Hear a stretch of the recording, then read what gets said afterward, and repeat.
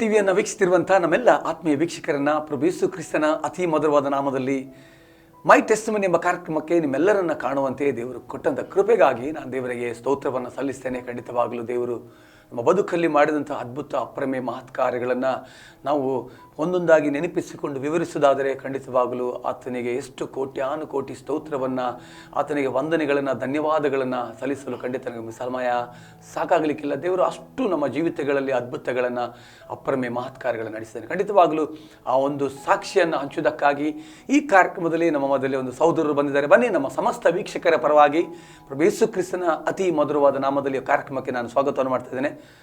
Brother, welcome brother. ತುಂಬ ಸಂತೋಷ ಈ ಒಂದು ಕಾರ್ಯಕ್ರಮದಲ್ಲಿ ದೇವರು ನಿಮ್ಮನ್ನು ಕಾಣುವಂತೆ ದೇವರು ಕೊಟ್ಟಂಥ ಕೃಪೆಗಾಗಿ ದೇವರಿಗೆ ಸ್ತೋತ್ರವನ್ನು ಸಲ್ಲಿಸ್ತೇನೆ. ಬ್ರದರ್, ನಿಮ್ಮ ಹೆಸರಿಗೆ ಬ್ರದರ್?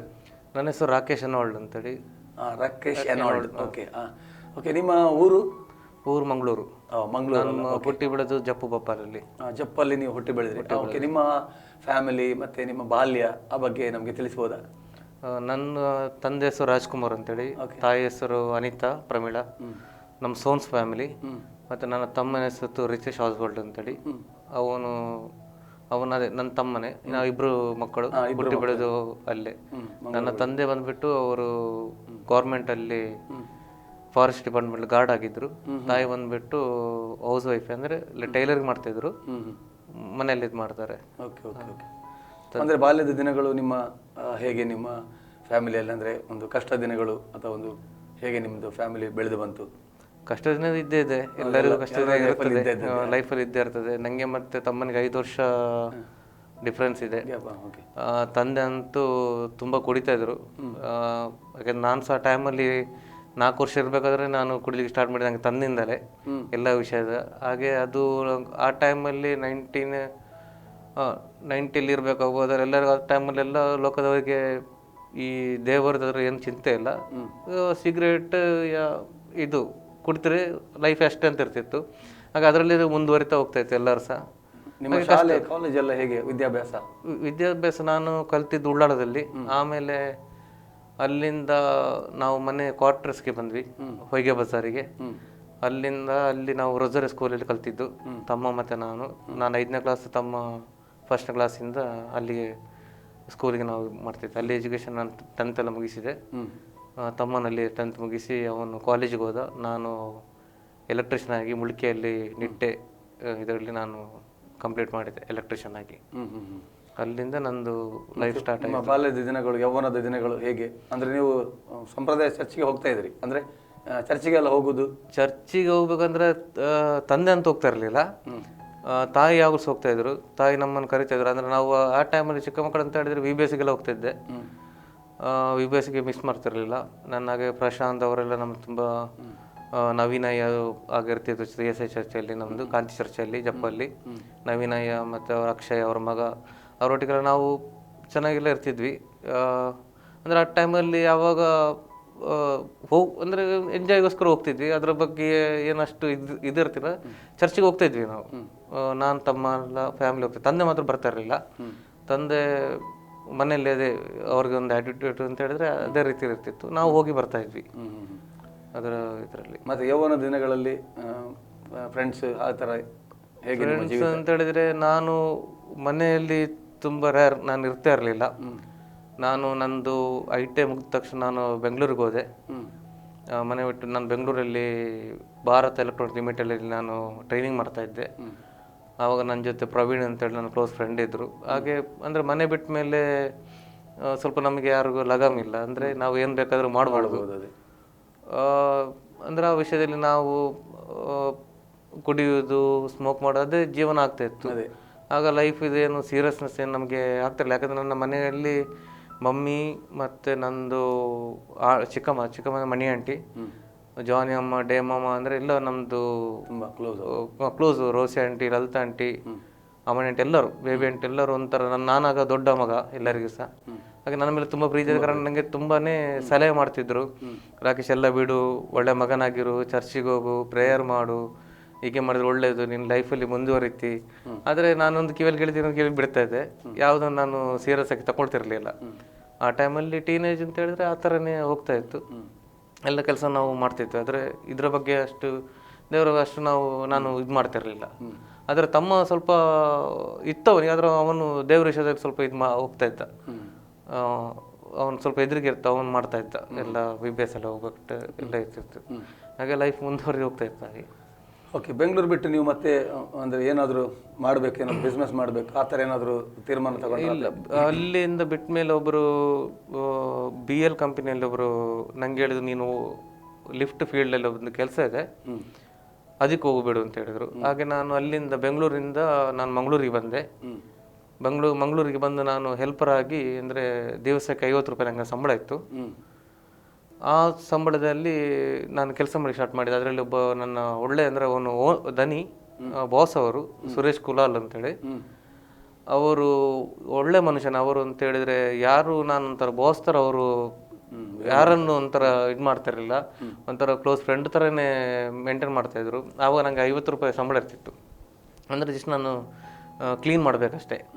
ಆನಂತರ ಕ್ಲೀನ್ ಮಾಡಿಬಿಟ್ಟು ಆಮೇಲೆ ಸ್ವಲ್ಪ ಒಂದು ಪೊಸಿಷನ್ ಬಂದ ಮೇಲೆ ಆಮೇಲೆ ನಾನು ದುಬೈಗೆ ಬಂದೆ. ದುಬೈಗೆ ಏನೋ ಒಂದು ಇಂಟರ್ವ್ಯೂ ಇತ್ತು ನನಗೆ ಕೇರಳದಲ್ಲಿ. ಆನಂತರ ನಾನು ದುಬೈಗೆ ಬಂದೆ. ದುಬೈಗೆ ಬಂದ ಮೇಲೆ ನಲ್ಲೊಂದು 5 ವರ್ಷ ತನಕ ಅಲ್ಲಿದ್ದೆ. ಆಗ ನಾನೊಂದು 2.5 ವರ್ಷ ಬಿಟ್ಟಾಗ ಅಲ್ಲಿ ಕೆಲಸ ಮಾಡಿಬಿಟ್ಟಿದ್ರಾಗ ನಾನು ವೆಕೇಷನ್ಗೆ 1 ತಿಂಗಳು ರಜೆಗೆ 2 ತಿಂಗಳು ರಜೆಗೆ ನಾನು ಮನೆಗೆ ಬಂದಿದ್ದೆ. ಆ ಮನೆ ಬರುವಾಗ ಒಂದು ಟೈಮಲ್ಲಿ ಒಂದು ಪ್ರಾಬ್ಲಮ್ ಆಗಿತ್ತು. ಯಾಕಂದ್ರೆ ನನ್ನ ತಾಯಿ ಮನೇಲಿ ಒಬ್ಬ ಸಿಂಚನ ಅಂತ ಒಂದು ಹುಡುಗಿಯ ಮಗು, ಚಿಕ್ಕ ಮಗು, ಅವರನ್ನು ನೋಡ್ತಾ ಇದ್ರು. ಯಾಕಂದ್ರೆ ಅವ್ರ ತಾಯಿ ಮತ್ತೆ ತಂದೆ ಹೊರಗೆ ಕೆಲಸಕ್ಕೆ ಹೋಗ್ತಾ ಇದ್ರು. ನಮ್ಮ ಮನೇಲಿ ಬಿಟ್ಟು ಹೋಗ್ತಾ ಇದ್ರು. ಆ ಮಗಳಿಗೆ ನಾನಂತ ತುಂಬ ಇಷ್ಟ ಇರ್ತಿತ್ತು. ಹಾಗೆ ನಾನು ಅವಳಿಗೆ ಚಾಕ್ಲೇಟ್, ಅಂದರೆ ನನ್ನ ಹತ್ರ ತುಂಬ ಕ್ಲೋಸ್, ಮಾತಾಡೋದಿಲ್ಲ, ಸ್ವಲ್ಪ ಕಡಿಮೆ.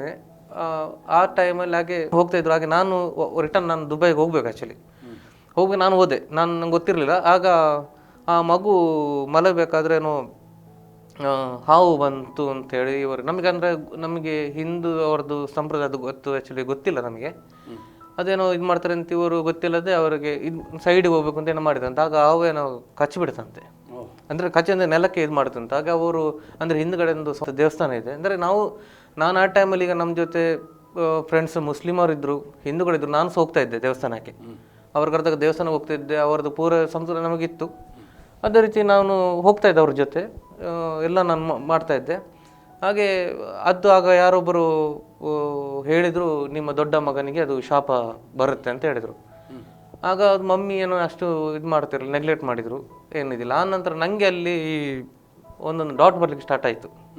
ಮೈಯಲ್ಲಿ ಒಂದೊಂದು ಡಾಟ್ ಬರಲಿಕ್ಕೆ ಸ್ಟಾರ್ಟ್ ಆಯಿತು. ಇಲ್ಲಿದೆ ಒಂದು, ಈಗ ಹೋಗಿಲ್ಲ, ಈ ಕಣ್ಣ ಹತ್ರ ಇದೆ, ಈಗಲೂ ಇದೆ, ಮತ್ತೊಂದು ಕಾಲ ಹತ್ರ ಇದೆ, ಅದು ಹೋಗಿಲ್ಲ. ಆ ನಂತರ ನಾನು 63 kg ಇದ್ದೆ. ಸಡನ್ ಆಗಿ ಡಾಟ್, ಅದು ಬಿಡ್ತಾ ಇರಲಿಲ್ಲ, ಕುಡಿತಾ ಇದ್ದೆ, ತುಂಬ ಕುಡಿತಾ ಇದ್ದೆ, ಓವರಾಗಿ ಕುಡಿತಾ ಇದ್ದೆ. ಕೆಲಸಕ್ಕೆ ಹೋದ್ರೆ ಆಯ್ತು, ಇಲ್ಲದ್ರೆ ಆಯಿತು. ಆಗ ಒಂದೊಂದು ಡಾಟ್ ಬಂದು ನಾನು ಲಾಸ್ಟಿಗೆ ಫುಲ್ಲು 49 ತನಕ ಬಂದೆ. ಆಮೇಲೆ ನನಗೆ ವೆಯ್ಟ್ ಕಡಿಮೆ ಆಯ್ತು, ಫುಲ್ಲು ಮುಖದ್ದು. ನಾನು ಮಿರಲ್ಲಿ ನೋಡ್ಬೇಕಾದ್ರೆ ನಂದು ಮುಖನೇ ನನಗೆ ಗೊತ್ತಾಗ್ತಿರ್ಲಿಲ್ಲ ಯಾಕೆ ಇದಾಯ್ತು ಅಂತ. ಆಗ ಶಿವಪ್ರಸಾದ್ ಅಂತ ನನ್ನ ಫ್ರೆಂಡ್ ಇದ್ದ, ಅವನು ಹೇಳಿದ, ನೋಡು ಮಾರ, ನೀನು ಊರಿಗೆ ಹೋಗು, ಊರಿಗೆ ಹೋದಾಗ ನಿಂಗೆ ಟ್ರೀಟ್ಮೆಂಟ್ ಮಾಡಿಕೊಂಡು ಬಾ ಅಂತ ಹೇಳಿದ. ಸರಿ ಅಂತೇಳಿ ನಾನು ಬಂದೆ. ನನ್ನ ಅಜ್ಜಿ ಇದ್ದರು, ಅವ್ರು ನನಗೆ ತುಂಬನೇ ಪ್ರೀತಿ ಮಾಡ್ತಾರೆ. ನಾನಂದ್ರೆ ತುಂಬ ಇಷ್ಟ ಅವರಿಗೆ. ನಾನು ಗೇಟ್ ಓಪನ್ ಮಾಡಬೇಕಾದ್ರೂ ಅವ್ರಿಗೆ ಗೊತ್ತಾಗಲಿಲ್ಲ, ಬೆಳ್ತಂಗಡಲ್ಲಿ ಇದರಲ್ಲಿ ಅವ್ರ ಮನೆ. ನಾನು ಓಪನ್ ಮಾಡಿ ಗೊತ್ತಾಗಲಿಲ್ಲ. ಹಾಗೆ ಸರಿ ಅಂತೇಳಿ, ಯಾಕಂದ್ರೆ ಅವರು ತುಂಬಾ ಪ್ರೇಯರ್ ಮಾಡ್ತಿದ್ರು. ಅವರು ಒಂದೊಂದು ಸಲ ನಮಗೆ ಚಿಕ್ಕ ಮಕ್ಕಳಿರ್ಬೇಕಾದ್ರೆ ನನಗೆ ತುಂಬ ತಂಗಿ ಅಂದರು, ಶಿಲ್ಪ, ರೀಮಾ, ಅನುಷಾ, ಅಲಿಶಾ ಎಲ್ಲ, ಅಂದರೆ ಹುಡುಗಿಯರದೆ. ನಾನು ಮತ್ತು ನನ್ನ ತಮ್ಮ ಮಾತ್ರ, ಮತ್ತು ವೀಣಾ, ನಿತಿನ್, ಶರತ್, ಶಾಲಿ, ಎಲ್ಲರೂ ಇದ್ದರು. ಅಂದರೆ ನನ್ನ ಮೇಲೆ ತುಂಬ ಅವರಿಗೆ ಪ್ರೀತಿ ಇರ್ತಿತ್ತು. ಹಾಗೆ ಎಲ್ಲರಿಗೂ ಸಹ ಅವರು ಒಂದೊಂದು ನಮ್ಮದು ಮುಂಚಿತ ದೇವರದ್ದು ಪದ್ಯ ಹಾಡೆಲ್ಲ ಕಲಿಸ್ತಿದ್ರು. ಆಗ ಚಿಕ್ಕದಿರಬೇಕಾದ್ರೆ ನಾವು ಹಾಡ್ತಾಯಿದ್ವು ಆ ಟೈಮಲ್ಲಿ. ಹಾಗೆ ಅವರಿಗೆ ನನ್ನ ಗುರುತು ಸಿಗಲಿಲ್ಲ, ಚಿಕ್ಕ ವಯಸ್ಸಿನ ಆಗಿತ್ತು ಗುರುತು. ಹಾಗೆ ನಾನು ಹೇಳಿದೆ, ಯಾರು ಅಂತ ಗೊತ್ತಾಗಿಲ್ಲ. ಆಮೇಲೆ ಹತ್ರ ನಾನು ಹೇಳಿದೆ, ನಂದು ಗುರುತು ಸಿಗಲಿಲ್ಲ, ನಿಂದು ಮುಖ ಏನಾಗಿದೆ ಹೀಗೆ ಅಂತ. ಆಮೇಲೆ ಮಮ್ಮಿ ನಂಗೆ ಹೇಳಿದರು, ರಾಕೇಶ್ ಹೀಗೆ ಆಗಿದೆ ಅಂತ. ಸರಿ, ಹಾಗೆ ಆಯಿತು ಅಂತೇಳಿ ತಂದೆಯವರದ್ದು ಕೇಳಿ ನೋಡಿದಾಗ ಒಂದು ಕಡೆಗೆ ಹೋಗಿ ನೀವು, ಆಗ ಸರಿ ಆಗುತ್ತೆ ಅಂತ ಹೇಳಿದರು. ಸರಿ, ಅದೇ ರೀತಿ ಇವರು ತಂದೆ ಮಾತು ನಾನು ಕೇಳಬೇಕಾಗ್ತದೆ. ಅಂತ ಟೈಮ್ ನಾನು ಹೋದಾಗೆಲ್ಲ ನಾರ್ಮಲ್ ಅದೇ ಅವ್ರದ್ದು ಇದು ಮಾಡಿದಾಗೆಲ್ಲ ಸಾಧಾರಣ ಹೋಯಿತು. ಆದರೆ ತಿರ್ಗಿ ನಾನು ಅದೇನು ಮಾಡಿದೆ, ನಾನು ಪರ್ಸಲ್ಲಿ ಹಿಡ್ಕೊಳ್ಬೇಕು ಅಂತ ಹೇಳಿದೆ. ನಾನು ಮತ್ತೆ ಅದನ್ನು ಇದು ಮಾಡಿದೆ ಅಂದರೆ ನಾನು ಬಿಟ್ಬಿಟ್ಟೆ. ತಿರ್ಗಿ ನಾನು ಸೇಮ್ ಆ್ಯಟಿಟ್ಯೂಡ್ ನಾನು ಸ್ಟಾರ್ಟ್ ಮಾಡಿದೆ. ಕುಡಿಯೋದು, ಸ್ಮೋಕ್ ಮಾಡೋದು, ಡ್ರಗ್ಸ್ ಎಳೆಯೋದು, ಅದೇ ನಾನು ಮಾಡ್ತಾ ಮಾಡ್ತಾ ಸ್ಟಾರ್ಟ್ ಆಗ್ತಾ ಬಂತು ನನಗೆ. ಹಾಗೆ ನಾನು ಅಂದರೆ ನಂದು ದುಡ್ಡು ಕೊಡೋದು ತುಂಬ, ಅಂದರೆ ಬೇರೆ ನಾನು ದುಡ್ಡು ಕೊಡೋದು ತುಂಬ ನನಗೆ ಅಭ್ಯಾಸ. ನಾನು ಕೇಳ್ತಾ ಇರಲಿಲ್ಲ, ದುಡ್ಡು ಕೊಡ್ತಿದ್ದೆ. ನಾನು ಮನಸ್ಸಲ್ಲಿ ಇಟ್ಬಿಡ್ತಿಲ್ಲ ನಾನು ಯಾರಿಗೆ ಎಷ್ಟು ಕೊಟ್ಟೆ ಏನು ಅಂತ. ನನಗೆ ಹಾಗೆ ಕೇಳ್ತಾನೆ ಇದ್ದೆ. ಹಾಗೆ ಕೊಡ್ಬೇಕಾದ್ರೆ ನಂಗೆ ಗೊತ್ತಾಗ್ತಿರಲಿಲ್ಲ. ಹಾಗೆ ನಾನು ಓಟಿಸ್ ಇದು ಒಂದು ಕಂಪನಿ ನನಗೆ ಕೆಲಸ ಸಿಕ್ತು, ಪರ್ಮನೆಂಟ್ ಕೆಲಸ ಸಿಕ್ಕಿತ್ತು ನನಗೆ. ಎಲ್ಲಿದು? ದುಬೈ ಅಲ್ಲ? ಇಲ್ಲ, ದುಬೈ ನಾನು ರಿಟರ್ನ್ ಮಾಡಿದೆ. ಆನಂತರ ನಾನು ಹೋಗಿಲ್ಲ ಊರಲ್ಲಿ ನಾನು ಮತ್ತೆ ಹೋಗಿಲ್ಲ. ಆಮೇಲೆ ಹೋಗಿಲ್ಲ ಪುನಃ ಅದೇ ಕಂಪನಿ ನಾನು ಜಾಯಿನ್ ಆದೆ. ಹಾಗೆ ಒಬ್ಬರು ನನಗೆ ಹೇಳಿದರು, ಈ ಥರ ಇಂಟರ್ವ್ಯೂ ಇದೆ, ನೀನು ಹೋಗಿ ಅಟೆಂಡ್ ಮಾಡು ಅಂತ. ಅದು ನನಗೆ ಕೆಲಸ ಸಿಗ್ಬಿಡ್ತು. ಆದರೂ ನಾನು ಸುಧಾರಲಿಲ್ಲ. ಹಾಗೆ ಡೈಲಿ ಕುಡಿತಾ ಇದ್ದೆ, ನಾರ್ಮಲ್. ತಂದೆ ತಾಯಿ ಹತ್ರ ಯಾವಾಗ ನೋಡಿದ್ರು ತಂದೆ ಹತ್ರ ಜಗಳ ಮಾಡೋದು, ಹೊಡಿಯೋದು, ಅದೇ ಆಗ್ತಾ ಇತ್ತು. ಅಂದರೆ ತುಂಬ ನೀವು 9th ಸ್ಟ್ಯಾಂಡರ್ಡ್ ಅಷ್ಟೇ, ಯಾಕಂದರೆ ತುಂಬಾ ಕಷ್ಟ ಕೊಡ್ತಾಯಿದ್ರು. ತಮ್ಮ ಅಂದರೆ ಒಂದು ಟೈಮಲ್ಲಿ ಚಾಕು ಹಾಕೋದು, ಅಂದರೆ ಚಾಕು ಹಾಕಿ ಇಲ್ಲಿ ಹೋಗ್ಬೇಕಾದ್ರೆ ನಾನು ಮಮ್ಮಿನ ಹುಡುಕ್ಬೇಕಾಗ್ತಾಯಿತ್ತು ನನಗೆ. ಅದರ ಪಕ್ಕದಲ್ಲಿ ಅದು ಕ್ವಾರ್ಟರ್ಸಲ್ಲಿ ಯಾರು ಬಂದು ಹೆಲ್ಪ್ ಮಾಡ್ತಿರಲಿಲ್ಲ. ಎಷ್ಟು ಬೊಬ್ಬೆ ಹೊಡೆದ್ರು ಯಾರು ಬಂದು ಹೆಲ್ಪ್ ಮಾಡ್ತಿರಲಿಲ್ಲ. ಮತ್ತು ತಮ್ಮನನ್ನು ಒಂದು ಸೀಸಿಂಗ್ ಗಾಡಿ ಇರ್ತದೆ, ಅದರಲ್ಲಿ ಹಾಕಿ ನಾನು ಅವ್ರನ್ನ ಹುಡುಕ್ಬೇಕಾಗ್ತಾಯಿತ್ತು ಒಂದು ಟೈಮಲ್ಲಿ.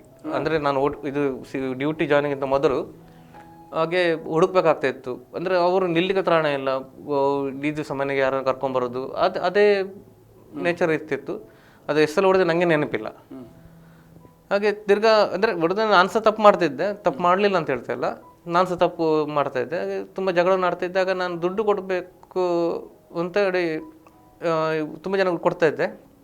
ಕೊಡಬೇಕಾದ್ರೆ ಈಗ ಮನೆಯಲ್ಲಿ ಯಾರ್ತಿರಲಿಲ್ಲ. ಹಾಗೆ ನನಗೊಂದು ಲಿಫ್ಟ್ನವ್ರು, ನಮ್ಮದು ಸರ್ ಇದ್ದಾರೆ, ಅವ್ರು ಬಂದರು. ನಾವು 3 ಜನ ಕುಡಿದ್ವಿ ಒಂದು ದಿವಸ. ಕುಡಿದಾಗ ಒಂದು ನನಗೆ ಕಾಲ್ ಬಂದದ್ದು ಮಾತ್ರ ನನಗೆ ನೆನಪಿದೆ. ಒಂದು ಕಾಲ್ ಬಂತು ನನಗೆ. ನಾನು ಅವರು ಹುಡುಗನ ಹತ್ರ ಹೇಳಿದೆ, ನೀನು ಇಲ್ಲಿ ಮಲಗು. ನಾನೇನು ಮಾಡಿದೆ, ನನಗೆ ಬಾಗಿಲ ಲಾಕ್ ಮಾಡಿ ಹೋಗಿದ್ದು ಮಾತ್ರ ನನಗೆ ನೆನಪಿದೆ. ಆಮೇಲೆ ಏನಾಗಿದೆ ನನಗೆ ನೆನಪಿಲ್ಲ. ಅದು ಆ ನಂತರ ಸ್ವಲ್ಪ ದಿವಸ ಆದ ನಂತರ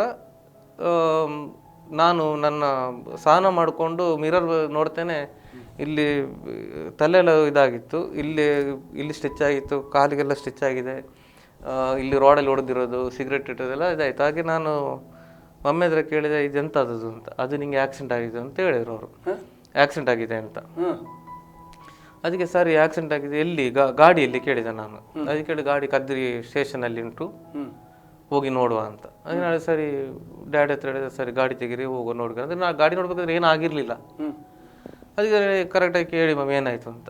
ಹಾಗೆ ಹೇಳಿದ್ರು, ನಿಂಗೆ ಬರಬೇಕಾದ್ರೆ ಏಜ್ ರೋಡಲ್ಲಿ ನೀನು ಬಿದ್ದಿದ್ಯಾ ಅಂತ, ನಿಂಗೆ ಅನ್ಕಾನ್ಷಿಯಸ್ ಆಗಿ ನಿನ್ನನ್ನು ಯಾರೋ ಏಜ್ ಹಾಸ್ಪಿಟಲಲ್ಲಿ ಹಾಕಿಬಿಟ್ಟಿದ್ದಾರೆ ಅಂತ. ಅದಕ್ಕೆ ನಾನು ಹೇಳಿದೆ, ಯಾಕೆ ಹೀಗೆ ಆಯಿತು ಅಂತ. ಹಾಗೆ ಅವರು ಯಾರು ಸಹ ನನಗೆ ಹೇಳಲಿಕ್ಕೆ ಹೋಗಲಿಲ್ಲ. ಅಲ್ಲಿ ನಾನು 8 ದಿವಸ ಕೋಮದಲ್ಲಿದ್ದೆ. ಎಲ್ಲಿ? ಏಜ್ ಹಾಸ್ಪಿಟಲಲ್ಲಿ. ಏಜ್ ಹಾಸ್ಪಿಟಲ್ಲಿ ಕೋಮದಲ್ಲಿದ್ದೆ. ಹಾಗೆ ಅದರಲ್ಲಿ ನನಗೆ ಮಮ್ಮಿ, ಆಂಟಿ, ಮಣಿ ಆಂಟಿ ಎಲ್ಲ ನನ್ನ ಕುಟುಂಬದವರು ಎಲ್ಲರೂ, ಒಂದು ಬಾಬಾಚ ಅಂತ ಇದ್ರು ಅವರಿಗೆ ನನ್ನ ಮೇಲೆ ತುಂಬ ಪ್ರೀತಿ. ಅವರ ಅಮ್ಮಗೆ, ಅಮ್ಮನಮ್ಮ ಅವರು ಅಂದರೆ ತುಂಬಾ ಪ್ರೀತಿ ಎಲ್ಲರಿಗೆ. ಅಂದರೆ ನಾನು ಎಲ್ಲರೂ ತುಂಬ ಪ್ರೇಯರ್ ಮಾಡಿದರು. ಆದರೆ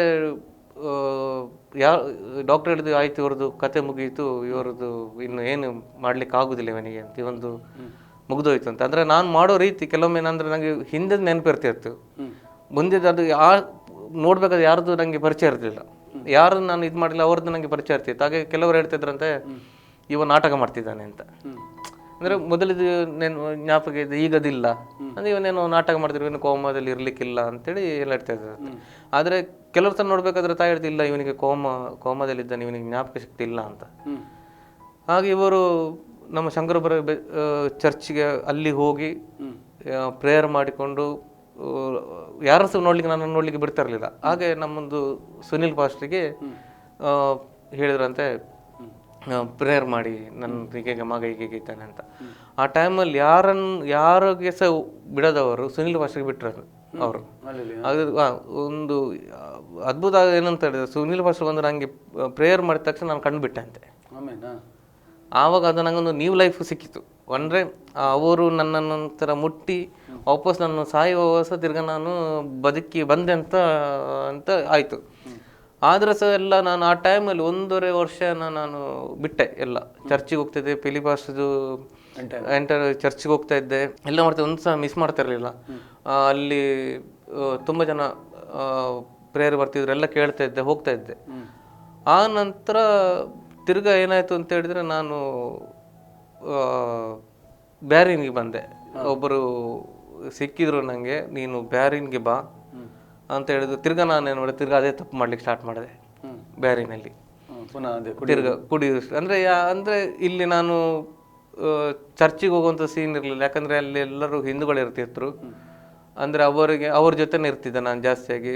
ಚರ್ಚಿಗೆ ಹೋಗ್ಬೇಕಾದ್ರೆ ಪುನಃ ಅಷ್ಟು ದೂರ ಹೋಗಬೇಕು, ಹೋಗಿ ಏನು ವಿಷಯ, ಏನು ಯೂಸ್ ಇಲ್ಲಲ್ಲ ಅಂತೇಳಿ ನಾನು ತಿರ್ಗಾ ಕುಡಿಲಿಕ್ಕೆ ಸ್ಟಾರ್ಟ್ ಮಾಡಿದೆ.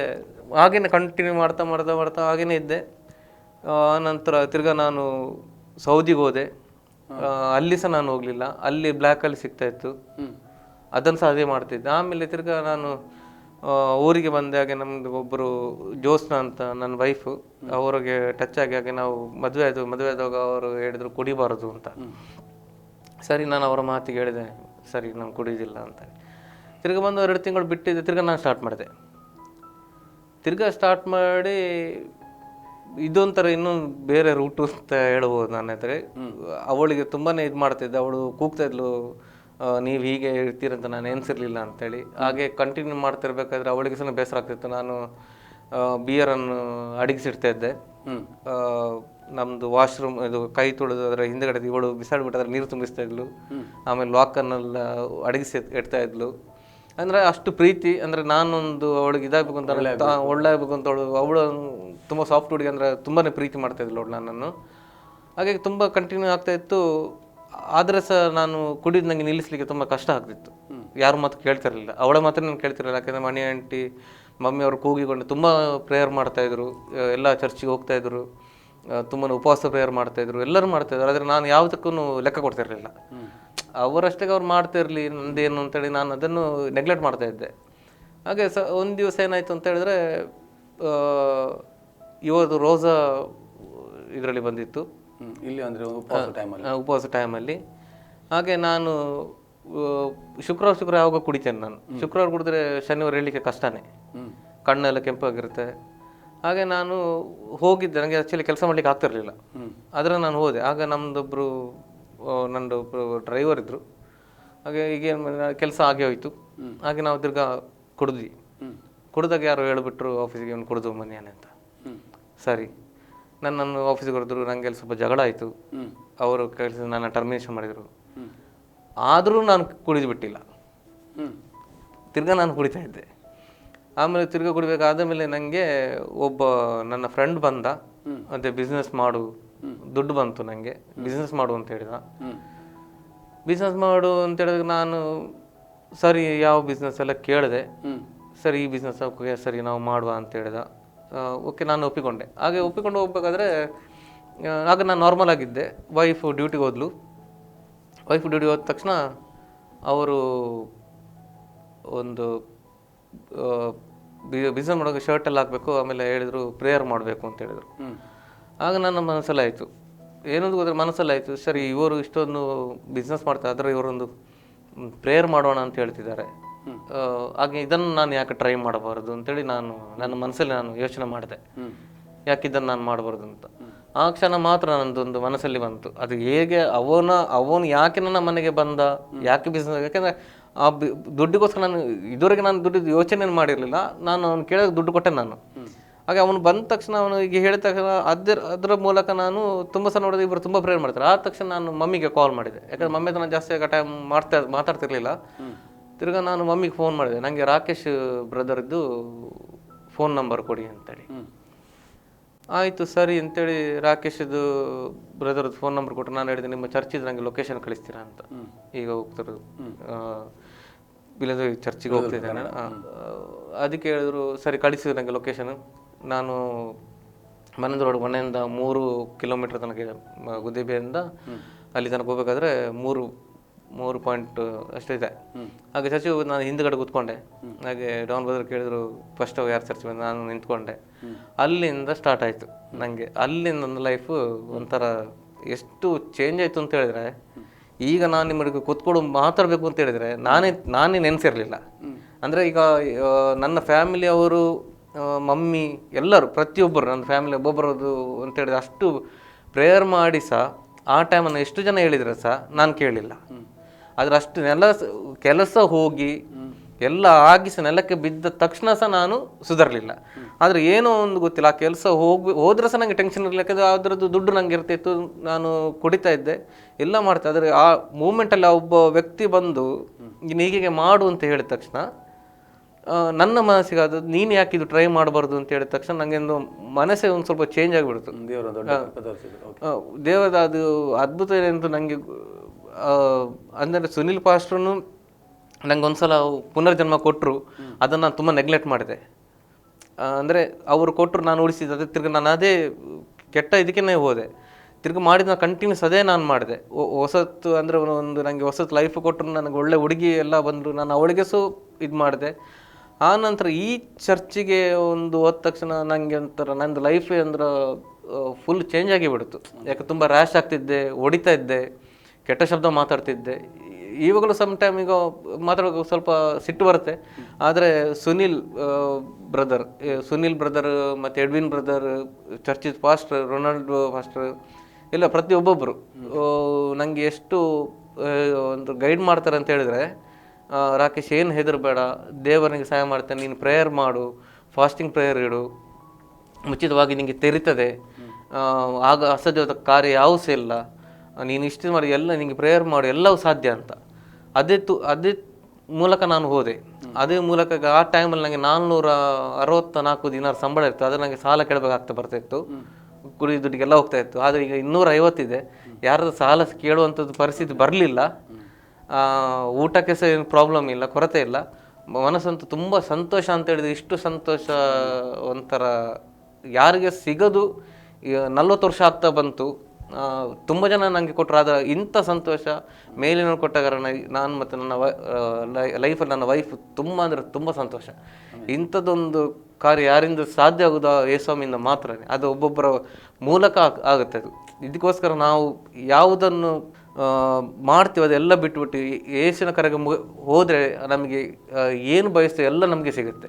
ಇದೊಂಥರ ಅದ್ಭುತ ಅಂತ ನಾನು ಹೇಳ್ಬೋದು. ಖಂಡಿತ ಯಾಕಂದ್ರೆ ನಾನೀಗ ನಿಮ್ಮ ಜೊತೆ ಕೂತ್ಕೊಂಡು ನಾನು ಮಾತಾಡ್ತಿದ್ದೀನಿ. ನನ್ನ ಲೈಫಲ್ಲಿ ಈಗ ನಾನು ಹೀಗೆ ಕೂತ್ಕೊಂಡು ಮಾತಾಡ್ತೀನಿ, ನನ್ನ ಲೈಫನ್ನು ನಾನು ನೆನೆಸಲೇ ಇಲ್ಲ. ನಾನು ಒಬ್ಬರ ವಿಷಯದಲ್ಲಿ ಈಗ ನನ್ನ ಹತ್ರ ನಾನು ಇಂಟ್ರೊಡ್ಯೂಸ್ ಮಾಡಿ ಕೊಡ್ತೇನೆ, ನಾನು ನೆನೆಸಲಿಲ್ಲ ಯಾವತ್ತು. ಈಗ ನಿನ್ನೆನೂ ನನಗೆ ಬೆಳಿಗ್ಗೆ ಕೆಲಸ ಇತ್ತು, ತಿರ್ಗಿ ನೈಟ್ ಹೋದೆ, ಸ್ವಲ್ಪ ಹೊತ್ತು ನಾನು ಮಲಗಲಿಲ್ಲ. ಈಗ ತಿರ್ಗಾ ಬಂದೆ, ಸುನಿಲ್ ಪಾಸ್ಟರ್ ನನಗೆ ಹೇಳಿದರು ನಾ ಬಂದು ಮಾತಾಡಿ. ಈಗ ನನಗೆ ನಿದ್ದೆ ಬರ್ತಾ ಇಲ್ಲ, ನನಗೆ ಅದು ಇದ್ದೇ ಇಲ್ಲ. ಯಾಕೆ ನಾನು ಓಡ್ಕೊಂಡು ಬಂದೆ, ಸ್ನಾನ ಮಾಡೋ ತಕ್ಷಣ ಓಡ್ಕೊಂಡು ಬಂದೆ. ಯಾಕಂದರೆ ಅವ್ರ ಜೊತೆ ಮಾತಾಡಬೇಕು ಅಂತ ನನಗೆ ತುಂಬ ಆಸೆ. ಯಾಕಂದರೆ ನಾನು ಆ ಟೈಮಲ್ಲಿ ಬೇಡದಕ್ಕೇ ನನ್ನ ಟೈಮ್ ವೇಸ್ಟ್ ಮಾಡಿದೆ, ಬೇಡದಕ್ಕೇ ವೇಸ್ಟ್ ಮಾಡಿದೆ. ಆಗ ನನಗೆ ತುಂಬಾ ಟೈಮ್ ಇತ್ತು, ಆಗ ಬೇಡದಕ್ಕೇ ವೇಸ್ಟ್ ಮಾಡಿದೆ. ಅದು ಈಗ ನನ್ನ ಟೈಮ್ ಇದಕ್ಕೋಸ್ಕರ ನಾನು ತುಂಬಾ ಟೈಮ್ ಕೊಡ್ತಾ ಇದ್ದೇನೆ. 8 ಗಂಟೆ ಕೆಲಸ ಮಾಡ್ತೀನಿ, 8 ಗಂಟೆ ಕೆಲಸ ಮಾಡಿಬಿಟ್ಟು ನಮ್ಮ ಇವ್ರ ಹತ್ರ ಕೇಳ್ತೀನಿ ಏನಾದರೂ ಹೆಲ್ಪ್ ಬೇಕಾ ಅಂತ, ಯಾರನ್ನು ಡ್ರಾಪ್ ಮಾಡಲಿಲ್ಲ, ಏನು ಬೇಕಾದ್ರೂ ನಾನು ಕೊಡ್ತೀನಿ. ನನ್ನಿಂದ ಏನು ಸಾಧ್ಯ ಇದೆಯಾ ಅದು ನಾನು ಎಲ್ಲವನ್ನು ಕೊಡ್ತೇನೆ. ಇದಕ್ಕೋಸ್ಕರ ಆ ಟೈಮನ್ನು ನಾನು ಲೈಫ್ ಥರ ಶಾರ್ಟ್ಕಟ್ ತುಂಬಾ ಹೋದೆ. ಆದರೆ ಈಗ ಹೋಗುವುದು ಒಳ್ಳೆಯ ದಾರಿನೇ. ಆದರೆ ತುಂಬ ನಾನು ಇನ್ನೂ ಚೇಂಜ್ ಆಗಬೇಕಾದ್ರೆ ನನಗೆ ಸಿಟ್ಟು ಬರುತ್ತೆ, ಅದನ್ನು ನಾನು ಇನ್ನೂ ಕಡಿಮೆ ಮಾಡಬೇಕು. ದೇವ್ರ ಸಹಾಯ ಅದು ನಾನು ಆದಷ್ಟು ನಾನು ಅದಕ್ಕೋಸ್ಕರನೇ ಇದು ಮಾಡ್ತೀನಿ. ಮತ್ತು ಚರ್ಚಲ್ಲಿ ಈಗ ಮೊನ್ನೆ ಸುನಿಲ್ ಬ್ರದರ್ ಮೆಸೇಜ್ ಕೊಟ್ಟದ್ದು ಒಂದೊಂದು ವಾಕ್ಯದ್ದು, ಅದು ನನ್ನದು ತಂಗಿ ಅನುಷಾ ಮತ್ತು ಚಿಕ್ಕಮ್ಮನವರಿಗೆ ನಾನು ಫಾರ್ವರ್ಡ್ ಮಾಡ್ತೇನೆ. ಯಾಕೆಂದರೆ ಅನುಷಾ ಅಂತೇಳಿ ಅವಳು ಚರ್ಚಲ್ಲಿ ಮಕ್ಕಳಿಗೆ ಕಲಿಸ್ತಾಳೆ, ಆಂಟಿ ಸಹ ಮಕ್ಕಳಿಗೆ ಕಲಿಸ್ತಾರೆ. ಯಾಕೆಂದರೆ ಈಗ ನಾವು ಒಬ್ಬೊಬ್ಬರಿಗೆ ಹೇಳಿದರೆ ಅವರು ಮತ್ತೊಬ್ಬರಿಗೆ ಹೇಳ್ತಾರೆ, ಅವರು ಇನ್ನೊಬ್ಬರಿಗೆ ಹೇಳ್ತಾರೆ. ಹಾಗೆ ನಾವು ಹೇಳ್ತಾ ಹೋದರೆ ಯಾರು ನನ್ನ ಪರಿಸ್ಥಿತಿ ಇದ್ನ ಮೊದಲು ನನ್ನ ಪರಿಸ್ಥಿತಿ ಇದ್ನ ಅವನು ಇನ್ನು ಮುಂದಕ್ಕೆ ಬಂದು ಅವನು ಬೇರೆಯವ್ರಿಗೆ ಹೇಳುವಂಥ ಸ್ಥಿತಿಯಲ್ಲಿ ಇರ್ತಾನೆ. ಈಗ ನನಗೆ ಈಗ ದೇವರ ಸಹಾಯದಿಂದ ಚರ್ಚಿನವರು ಎಲ್ಲ ಒಂಥರ ಹೇಳ್ತಾರೆ ನೋಡಿ, ಒಬ್ಬೊಬ್ರಿಗೆ ಸಜೆಷನ್ ಮಾಡ್ತಾರೆ. ಹಾಗೇನೆ ಈಗ ನಾನು ಕೂತ್ಕೊಳ್ಳಿಕ್ಕೆ ಈಗ ನಾನು ಒಂದು ನೆನೆಸ್ಲಿಕ್ಕೆ ಚಾನ್ಸ್ ಇಲ್ಲ, ಇಂಥದ್ದೊಂದು ಸಂದರ್ಭ ನನಗೆ ಬರುತ್ತೆ ಅಂತೇಳಿ. ಅದೇ ನಾನು ಚರ್ಚಲ್ಲಿ ಈಗ ಎಡ್ವಿನ್ ಬ್ರದರ್ ಹೇಳ್ತಾರೆ, ಅದು ಚರ್ಚಿದ ಪಾಸ್ಟರ್ ಹೇಳ್ತಾರೆ ಒಂದೊಂದು ವಾಕ್ಯ. ನಾನು ಯಾವತ್ತು ಶುಕ್ರವಾರ ಪ್ರೇಯರ್ಗೆ ಬರ್ತೀನ, ನಾನು ಶನಿವಾರ ನನ್ನ ಫ್ಯಾಮಿಲಿಗೆ ಕಾಲ್ ಮಾಡಿ ಹೇಳ್ತೀನಿ, ಅವ್ರಿಗೆ ಲಿಂಕ್ ಕಳಿಸ್ತೀನಿ, ಇದನ್ನು ನೀವು ನೋಡಿ, ಇದರಲ್ಲಿ ಒಳ್ಳೆಯ ವಾಕ್ಯ ಇದೆ, ನೀವು ಅದನ್ನು ಮಕ್ಕಳಿಗೆ ಹೇಳಿಕೊಡಿ, ಕಲಿಸಿ. ಯಾಕಂದ್ರೆ ನನಗೆ ನನ್ನ ಅಜ್ಜಿ ನನಗೆ ಹೇಳ್ತಾ ಇದ್ರು, ಚಿಕ್ಕ ವಯಸ್ಸಿನ ಅದು ಸಾಂಗ್ ಹೇಳ್ತಾ ಇದ್ರು. ಆಗ ನಾವು ಒಂದು ಕಿವಿಯಲ್ಲಿ ಕೇಳ್ತಾ ಇದ್ದ ಕಿವಿಯಲ್ಲಿ ಬಿಡ್ತಾ ಇದ್ದೆ. ಆದರೆ ಈಗ ನಂಗೆ ಆಗ್ತದೆ ಆ ಇದು ಪುನಃ ಬ್ಯಾಕ್ ಹೋದ್ರೆ ನಂಗೆ ಎಷ್ಟು ಒಳ್ಳೆ ಇರ್ತಿತ್ತು. ಅಂದರೆ ಒಂಥರ ಅದೊಂದು ಹೋದದ್ದು ತಿರ್ಗಾ ಬರುವುದಿಲ್ಲ. ಆದರೆ ಈ ಬರುವ ಸಮಯವನ್ನು ಅವನಿಗೋಸ್ಕರ ಕೊಟ್ಟು ತಿರ್ಗಾ ನಾವು ಮುಂದುವರಿಲಿಕ್ಕೆ ಹೋದರೆ ಇನ್ನೂ ಒಳ್ಳೆ ರೀತಿಯಲ್ಲಿ ಹೋಗ್ಬೋದು ಅಂತ ನಂದು ಇದು. ಯಾಕಂದ್ರೆ ತುಂಬ ಕಷ್ಟಪಟ್ಟೆ. ಆಮೇಲೆ ಆದರೂ ಖಂಡಿತ ಅದ್ಭುತವಾದರೆ, ಯಾಕಂದರೆ ದೇವರು ಒಂದು ಮರಣದ ಬಾಗಿಲಿಂದ ದೇವರು ನಿಮ್ಮನ್ನು ಬಿಡಿಸಿ ತನ್ನ ಒಂದು ರಾಜ್ಯಕ್ಕಾಗಿ ನಿಮ್ಮನ್ನು ಉಪಯೋಗ ಮಾಡೋದಕ್ಕಾಗಿ ದೇವರ ದೊಡ್ಡ ಯೋಜನೆ ದೇವರದು. ಆ ಒಂದು ಟೈಮಲ್ಲಿ ಒಂದು ದೇವರ ಒಂದು ಸ್ಪರ್ಶ ಅಥವಾ ದೇವರ ಒಂದು ಕರೆಯುವಿಕೆ ಆ ಒಂದು ಟೈಮಲ್ಲಿ ನಿಮ್ಮನ್ನು ಆ ಒಂದು ರೂಪಾಂತರ ಮಾಡಿದ ಆ ಟೈಮ್ ಖಂಡಿತ. ಏನೇ ಆದರೂ ನನಗೆ ಅದನ್ನು ನೆನೆಸ್ಲಿಕ್ಕೆ ಆಗ್ತಾ ಇಲ್ಲ. ಯಾಕಂದರೆ ಆ ಒಂದು ತಂದೆಯ ಆ ಟೈಮಲ್ಲಿ, ಅಂದರೆ ಕುಡಿತ ಟೈಮಲ್ಲಿ ನಿಮ್ಮ ಜೀವಿತದಲ್ಲಿ ಆದಂಥ ದೊಡ್ಡ ಅಪಘಾತ. ಅದು ಅಪಘಾತ ಏನಾಗಿದ್ದು ಅದು ಆ್ಯಕ್ಚುಲಿ ಅದು ಮತ್ತೆ ನನಗೆ ಗೊತ್ತಾಯ್ತು. ಯಾಕಂದರೆ ನಾನು ಪೊಲೀಸ್ ಸ್ಟೇಷನ್ಗೆ ಹೋಗ್ಬೇಕಾದ್ರೆ ಗಾಡಿಯಲ್ಲಿ ಒಂದೇ ಒಂದು ಸ್ಕ್ರ್ಯಾಚ್ ಆಗಿರಲಿಲ್ಲ. ಪೊಲೀಸರು ಬ್ಯಾಟ್ರಿ ಕದ್ದು ಬಿಟ್ಟಿದ್ದಾರೆ. ನಾನು ಕೇಳಿದ್ರೆ ಬ್ಯಾಟ್ರಿಲಿ ಅಂತ ಪೊಲೀಸರು ಕದ್ದು ಬಿಟ್ಟಿದ್ದಾರೆ. ಆ್ಯಕ್ಚುಲಿ ಅದು 50,000ಗೋಸ್ಕರ ಒಬ್ಬ ನನಗೆ ಹೊಡೆದಿರೋದು. 50,000ಗೋಸ್ಕರ 4 ಜನ ಹೊಡೆದಿರೋದು ಅಂತೇಳಿ ನನಗೆ. ನೀವು ಕೊಡ್ಲಿಕ್ಕೆ ಇತ್ತವ? ನೀವು ಅಲ್ಲ, ಅವ ನನಗೆ ಕೊಡ್ಲಿಕ್ಕೆ ಇರೋದು. ನೀವು ಅವನ ಹತ್ರ ಕೇಳಿದಕ್ಕೆ ಅವರು ಹಾಗೆ ಮಾಡಿದ್ದು. ಅದು ಕಾಲಲ್ಲಿ ಸಿಗರೆಟ್ ಇಟ್ಟಿದ್ದು, ಇಲ್ಲಿ ರೋಡಲ್ಲಿ ಹೊಡೆದಿದ್ದು, ಚಾಕು ಹಾಕಿದ್ದು, ತಲೆಗೆ ಹೊಡೆದಿದ್ದೆಲ್ಲ ಇದೆ, ತುಂಬಾನೇ ಇದೆ. ತಲೆಯಲ್ಲಿ ಹೊಡೆದಾಕಿದ್ದು. ಮತ್ತೆ ಹೊಡೆದಾಕಿ ಅಲ್ಲಿ ಬಿಟ್ಟದ್ದು. ಮತ್ತೆ ಯಾರೋ ಗಾಡಿಯಲ್ಲಿ ಹೋಗ್ಬೇಕಾದ್ರೆ ಏಜ್ ಹಾಸ್ಪಿಟಲ್ಗೆ ಸೇರಿಸಿದ್ರಂತೆ. ಹಾಗೆ ತುಂಬಾ ಜನ ಇದು ಮಾಡಿಬಿಟ್ಟು ಒಂಥರ ಮಿರಾಕಲ್ ಅಂತ ಹೇಳಿದ್ರಲ್ಲ, ಒಬ್ಬರು ಸಿಸ್ಟರ್ ಒಂದು ಚರ್ಚೆ ಹೇಳಿದ್ರು, ಏಸು ಮುಚ್ಚಿದ ಬಾಗಿಲನ್ನು ತೆರಿತಾನೆ ಅಂತ. ಮುಚ್ಚಿದ ಬಾಗಿಲನ್ನು ತೆರಿತಾನೆ ಅಂತ. ಆದರೆ ಆ ಬಾಗಿಲನ್ನು ಒಬ್ಬರ ಸೇವಕ ಮೂಲಕ ಅಂದರೆ ಅವರು ನಮ್ಮದು ಸುನಿಲ್ ಮಾಸ್ಟರ್ ಮೂಲಕ ಆ ಬಾಗಿಲನ್ನು ನನಗೋಸ್ಕರ ತೆರೆದ್ರು. ಆದರೆ ತಿರ್ಗಾ ನಾನು ಅದನ್ನೇ ಮಾಡಿದೆ. ಅದೊಂದು ಮಿರಾಕಲ್ ಅಂತ ಹೇಳ್ಬೋದು. ಯಾಕಂದರೆ ಬೇಡಿದನ್ನೆಲ್ಲವನ್ನು ಕೊಡ್ತಾನೆ ಅವನು. ಬೇಡಿದವನು ಏಸು ಎಲ್ಲವನ್ನು ಕೊಡ್ತಾನೆ. ಯಾವುದನ್ನು ಕೊಡೋದಿಲ್ಲ ಅಂತ ಏನೂ ಇಲ್ಲ, ಎಲ್ಲವನ್ನು ಕೊಡ್ತಾನೆ. ನಾವು ಅದಕ್ಕೋಸ್ಕರ ಅಷ್ಟು ತ್ಯಾಗ ಮಾಡೋ, ಅಂದರೆ ಅದರ ಮೂಲಕ ನಾವು ಹೋಗಬೇಕು. ಎಷ್ಟು ಕಷ್ಟದಲ್ಲಿದ್ರೂ ಪ್ರೇಯರ್ ಮಾಡಿದ ಎಲ್ಲವೂ ಸಾಧ್ಯವಾಗೋದು ಯಾವುದೂ ಇಲ್ಲ. ಇದೇ ನಂದು ಲೈಫದು ಅಂತ ಹೇಳಿದ್ರೆ ತುಂಬಾನೇ ಚೇಂಜಸ್. ಓಕೆ, ಈಗ ಬ್ಯಾರೇನ್ ಬಂದರೆ ದೇವರ ಕೃಪೆಯಿಂದ ದೇವರು ಒಳ್ಳೆ ಕೆಲಸ ನಡೆಸ್ತಾ ಇದ್ದಾರೆ. ಸಭೆ ತುಂಬ ಸಪೋರ್ಟ್ ಆಗಿ ನಿಲ್ತಾ ಇದೆ ನಿಮ್ಮ ಜೊತೆಯಲ್ಲಿ. ಸಭೆ ತುಂಬಾನೇ ಇದೆ. ಆತ್ಮಿಕ ವಿಷಯದಲ್ಲಿ ಯಾವ ರೀತಿ ಬೆಳಿಬೇಕು, ಹೇಗೆ? ಹೌದು, ತುಂಬ ಸಪೋರ್ಟ್ ಮಾಡಿ ತುಂಬಾನೇ. ಯಾಕಂದ್ರೆ ಒಬ್ಬೊಬ್ಬರು ಎಲ್ಡರ್ ಬ್ರದರ್ನವರು, ವಾಟರ್, ಸುನೀಲ್, ಎಲ್ಲ ರಾಕೇಶ್, ಎಲ್ಲರೂ ಸಹ ಅಂದರೆ ಅಷ್ಟು ಎನರ್ಜೆಟಿಕ್ ಆಗಿ ಹೇಳ್ತಾರೆ ಮಾಡ್ಬೇಕು. ಅದೊಂದು ಕೆಲವರಿಗೆ ನಾವು ಕೆಲವು ಚರ್ಚೆ ಹೋಗ್ಬೇಕಾದ್ರೆ ಅವ್ರು ಹೇಳೋದನ್ನು ಕೇಳಿ ಸ್ವಲ್ಪ ನಿದ್ದೆ ಬರುತ್ತೆ ಎಂತಾರೆ ಅವ್ರಿಗೆ. ಆದರೆ ಇಲ್ಲಿ ನಿದ್ದೆ ಅವರು ಇಂಟ್ರೆಸ್ಟಿಂಗ್ ಆಗಿರ್ತದೆ. ಇನ್ನು ಕೇಳಬೇಕು ನಾನು. ಯಾಕಂದರೆ ಈಗ ನಾವು ಹೋಗ್ತದ ಕೆಲವು ಚರ್ಚೆಯಲ್ಲಿ ನಮ್ಮ ಮುಂದೆ ಗಂಟೆ ಇರ್ತಿತ್ತು. ಗಂಟೆ ಇರ್ತಿತ್ತು. ನಾವು ಪದೇ ಪದೇ ಟೈಮ್ ಎಷ್ಟಾಯ್ತು ಮಾರ, ಯಾವಾಗ ಮುಗಿತದೆ ಮಾರ. ಆದರೆ ಇಲ್ಲಿ ನಾನು ಟೈಮ್ ನೋಡೋದೆ ಪ್ರಶ್ನೆ ಇಲ್ಲ, ನಂಗೆ ಇನ್ನೂ ಕೇಳಬೇಕು. ನಂಗೆ ಮನೆ ಹೋಗಿ ನಾನು 9:00 ಆಗ್ತದೆ. ವೈಫ್ ಕೇಳೋದಿಲ್ಲ. ಮೊದಲಾದ್ರೆ ಕೇಳ್ತಿದ್ದೆ ಎಷ್ಟಾಗ್ತದೆ. ಈಗ ವೈಫ್ ನನ್ನ ಹತ್ರ ಕೇಳೋದಿಲ್ಲ, ನೀವು ಎಲ್ಲಿ ಹೋಗ್ತೀರಿ, ಎಷ್ಟು ಹೋಗ್ತಾ, ಏನು ಕೇಳೋದಿಲ್ಲ. ಅದು ಮುಂಚೆ ಮೊದಲಾದ್ರೆ ಲಾಕ್ ಎಲ್ಲ ಚೇಂಜ್ ಮಾಡ್ತಾರೆ, ಈಗ ಕೇಳೋದೇ ಇಲ್ಲ. ಅವಳಿಗೆ ಸಹ ತುಂಬಾ ಖುಷಿಯಲ್ಲಿದ್ದಾಳೆ. ಅವಳು ತುಂಬ ಸೈಲೆಂಟಾಗಿ ತುಂಬ ಖುಷಿಯಲ್ಲಿದ್ದಾಳೆ. ಏನಿದಿಲ್ಲ, ಬೇಸರದಿಲ್ಲ, ಅಷ್ಟು ಖುಷಿಯಲ್ಲಿದ್ದಾರೆ ನನಗೆ. ಅಂದರೆ ಇನ್ನೂ ಸಹ ಆಸೆ ತುಂಬ ಹೊತ್ತು ಕೇಳಬೇಕು. ಅಂದರೆ ಅದೊಂದು ವಾಕ್ಯವನ್ನು ಕೇಳಬೇಕು. ಇವಾಗ ಮೊನ್ನೆ ಸುನಿಲ್ ಪ್ರಾಶ್ರದ ಒಂದೊಂದು ವಾಕ್ಯ, ಅಂದರೆ ನನಗೆ ನಾನು ಆಂಟಿ ಹತ್ರ ಹೇಳಿದೆ, ಆಂಟಿ ಈ ವಾಕ್ಯ ನೀವು ಇವರು ಸುನಿಲ್ ಬ್ರದರ್ ಲಿಂಕ್ ಕಳಿಸಿದೆ, ನೀವು ಇದನ್ನು ನೋಡಿ, ಅಂದರೆ ಮೆಸೇಜ್ ಕಳಿಸಿದ್ದೆ ನಾನು. ತಮ್ಮನ ಹತ್ರ ಸಹ ಕೇಳಿದೆ, ನೀನು ನೋಡಿದೆ ಅಂತ. ಅಂದರೆ ನೋಡಿದೆ ಅಂತ ನನಗೆ ಅದರಲ್ಲಿ ಏನಿತ್ತು ಅಂತ ಕೇಳಿದೆ. ಹೇಗೆ ಇತ್ತು ಅದರಲ್ಲಿ, ಯಾವುದು ವಚನ ನಿಂಗೆ ಇಷ್ಟ ಆಯಿತು, ಯಾವ ವಾಕ್ಯ ಇಷ್ಟ ಆಯಿತು ನಿಂಗೆ, ಅದು ಕರೆಕ್ಟಾಗಿ ಕೇಳಿದೆ ನೀನು, ಮತ್ತು ಯಾರೆಲ್ಲ ಓದಿದ್ರು, ಅಂದರೆ ಅದು ನಾನು ಕ್ವಶನ್ ಕೇಳಿದೆ. ನನಗೆ ಇದು ಅಂದರೆ ಅವರು ಅಷ್ಟು ನನಗೆ ಶಾಕ್ ಅಂತ ಹೇಳಿದ್ರೆ, ನನಗೆ ಆ್ಯಕ್ಚುಲಿ ನನಗೆ ಬೈಬಲ್ ಓದಬೇಕಾದ್ರೆ ನನ್ನ ಅಜ್ಜಿ ಚಿಕ್ಕಮ್ಮ ಹೊಡಿತಾ ಇದ್ರು. ಯಾಕಂದ್ರೆ ನನಗೆ ತೊದಲ್ತಾ ಇತ್ತು, ಅದು ಓದಿ ಅಭ್ಯಾಸ ಇಲ್ಲ. ಈಗ ನಾನು ಓದ್ತೇನೆ, ಆದರೆ ಅವಳು ನನ್ನ ಹೆಂಡತಿ ಜ್ಯೋತ್ಸ್ನ ಬಾತ್ರೂಮ್ ಓದುವಾಗ ಓದ್ತೇನೆ. ಯಾಕಂದರೆ ಅವಳು ಮುಂದೆ ಓದ್ಬೇಕಾದ್ರೆ ನನಗೆ ಸ್ವಲ್ಪ ನಾಚೆ ಆಗ್ತದೆ, ನಾನು ಇಲ್ಲಿ ತೊದಲ್ತೇನೆ ಅಂತ. ಅದಕ್ಕೆ ಟ್ರೈ ಮಾಡ್ತಾ ಇದ್ದೇನೆ. ಈಗ ನನ್ನಷ್ಟಿಗೆ ನಾನು ಪ್ರೇಯರ್ ಮಾಡಲಿಕ್ಕೆ ಟ್ರೈ ಮಾಡ್ತಾ ಇದ್ದೇನೆ. ಯಾಕಂದರೆ ನಾನು ಮಾಡ್ತಾ ಇರಲಿಲ್ಲ, ಗೊತ್ತಿಲ್ಲ ಅದರ ವಿಷಯ. ಯಾಕಂದರೆ ಈಗ ಒಂದು ಸೆಂಟೆನ್ಸ್ ನಾನು ಓದಬೇಕಾದ್ರೆ ಅದರದ್ದು ಅರ್ಥ ಏನು ಅಂತೇಳಿ ನಾನು ತಿಳ್ಕೊಳ್ಬೇಕು ಅದರದ್ದು. ಯಾಕಂದರೆ ವಾಟರ್ ಬ್ರದರ್ ಹೇಳಿದ್ರು ಒಂದು ಇದರಲ್ಲಿ, ನೀವು ವಾಕ್ಯವನ್ನು ಓದ್ತೀರಿ, ಆ ವಾಕ್ಯದ್ದು ಅರ್ಥವನ್ನು ನೀವು ತಿಳ್ಕೊಳ್ಳಿ ಅಂತ. ಅದು ನಾವೀಗ ಈಗ ಜ್ಞಾನ ಮಾಡ್ಬೇಕು, ಅದ್ರಲ್ಲಿ ಏನು ಬರ್ದಿದೆ ಅಂತೇಳಿ, ಆಗ ನಮ್ಗೆ ನೆನಪಿರುತ್ತೆ ಅಂತ. ಅವ್ರು ಹೇಳಿದ ಮಾತು ಕರೆಕ್ಟ್ ಅದು. ನಿಜ ನಿಜ. ಮತ್ತೆ ಇದು ಈಗ ನಿಮ್ಮದು ಹಳೆಯ ಲೈಫ್ ಅಥವಾ ಹಳೆ ಬದುಕು ನಿಮ್ಮದು ಬರೀ ಕುಡಿತದಲ್ಲಿ, ಜಗಳದಲ್ಲಿ ಅಥವಾ ಮದ್ಯಪಾನ ಅಥವಾ ಧೂಮಪಾನದಲ್ಲಿ ಜನರು ನಿಮ್ಮನ್ನು ನೋಡಿ ಇದು ಹೇಗಾಯಿತು ಅಥವಾ ನೀನು ಬದುಕಲ್ಲಿ ಮೊದಲಿದ್ದವ ವ್ಯಕ್ತಿ ಅಲ್ಲ ಅಂತ ಒಂದು ಎಷ್ಟು ಜನ ಏನೆಲ್ಲ ರೆಸ್ಪಾನ್ಸ್ ಕೊಡ್ತಾ ಇದ್ರು ನಿಮ್ಮನ್ನು ನೋಡಿ, ನಿಮ್ಮ ಮನೆಯವರು, ನಿಮ್ಮ ಕುಟುಂಬ ಇರ್ಬೋದು ಇವಾಗ ಅದೇ ನಾನು ಬೆಳಿಗ್ಗೆ ಮಾತಾಡಿದ್ದೆ, ಇವಾಗ ಅವರಿಗೇನೆ ಶಾಕ್ ಆಯ್ತು. ರಾಕೇಶ್ ಆ ಟೈಮಲ್ಲಿ ಆಗಿದ್ದ ಇವನು ಹೇಗೆ ಚೇಂಜ್ ಆದ ಅಂತ. ಇದೊಂದು ಮಿರಾಕಲ್. ಅವರಂದ್ರೆ ಅವರು ಹೇಳಿ ಹೇಳಿ ಅವರಿಗೇನೆ ಸಾಕಾಗೋಯ್ತು ಎಲ್ಲರೂ. ಆದರೆ ಇವಾಗ ಅವರಿಗೇನೆ ಶಾಕ್ ಆಗೋಯ್ತು, ಇವನು ಹೇಗೆ ಚೇಂಜ್ ಇವನು ಚೇಂಜ್ ಆದ ವ್ಯಕ್ತಿ ಇನ್ನು ಬೇರೆಯವ್ರು ಯಾಕೆ ಚೇಂಜ್ ಆಗೋದಿಲ್ಲ ಅಂತ. ಅದಕ್ಕೆ ನಾನು ಎಲ್ಲರಿಗೂ ಹೇಳ್ತಾ ಇರೋದು, ಆಗೋದು ಕೆಲಸ ಯಾವುದಿಲ್ಲ, ಮೇಲೆ ಒಂದು ಎಲ್ಲವೂ ಸಾಧ್ಯ. ನಾವು ಅದ್ರ ಪ್ರಕಾರ ನೋಡಿದ್ರೆ ಭಾರಿ ಒಳ್ಳೇದು. ಅಂದರೆ ಎಲ್ಲ ಕೆಟ್ಟ ಬಿಟ್ಟು ಚರ್ಚಿಗೆ ಮೊನ್ನೆ ಹೇಳಿದ್ರಲ್ಲ ಸುನಿಲ್ ಫಾಸ್ಟರ್, ಒಂದೊಂದು ಸಭೆಗೆ ಆ ಕಡೆ ಈ ಕಡೆ ಹೋಗ್ಬಾರ್ದು, ಒಂದು ಸಭೆಯಲ್ಲಿ ಅದನ್ನೇ ಬಲವಾಗಿ ನಿಂತರೆ ಅದು ತನ್ನಷ್ಟಕ್ಕೆ ಅವನೇ ಸಾಕ್ಷಿ, ಅಂದ್ರೆ ಅವನೇ ಸ್ಪೀಚ್ ಮಾಡುವಂಥದ್ದು ದೇವರು ನಡೆಸಿ ಕೊಡ್ತಾನೆ ಅಂತ.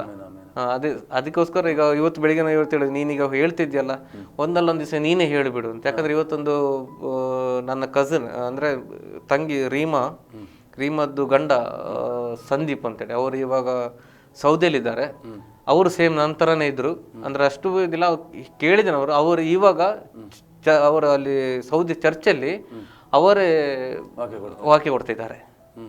ಹಾಗಾದ್ರೆ ನೋಡಿದಂತೆ ಇವಾಗ ಅಂದ್ರೆ ನಂಗೆ ಕೇಳಿನೇ ಎಷ್ಟು ಖುಷಿ ಆಗ್ಬಿಡುತ್ತೆ. ಯಾಕಂದ್ರೆ ಮೊದಲೇ ಗೊತ್ತಿತ್ತು, ಆದ್ರೆ ನಾನು ಆ ಟೈಮಲ್ಲಿ ಆಗಿದ್ದೆ. ಇವಾಗ ನಂಗೆ ಹೇಳ್ಬೇಕಾದ್ರೆ ಅಂದ್ರೆ ಅವರ ಹೇಗಿದ್ದ ಮನುಷ್ಯ ಹೇಗಾದ್ರೆ ನಾವು ಸಹ ಹಾಗೆ ಅಂದ್ರೆ ಇಲ್ಲೂ ಎಲ್ಲರಿಗೆ ಸಹ ಹಾಗೆ ಆದ್ರೆ ಭಾರಿ ಒಳ್ಳೇದು ಅಂತ ನನ್ನ ಇದರಲ್ಲಿ. ಹಾಗೆ ನಂದು ತುಂಬಾನೇ ಕಷ್ಟಪಟ್ಟು 16 ವರ್ಷದಲ್ಲಿ ಕೆಲಸ ಮಾಡಿಕೊಂಡು ಕಷ್ಟಪಟ್ಟು ಮೇಲೆ ಬಂದೆ.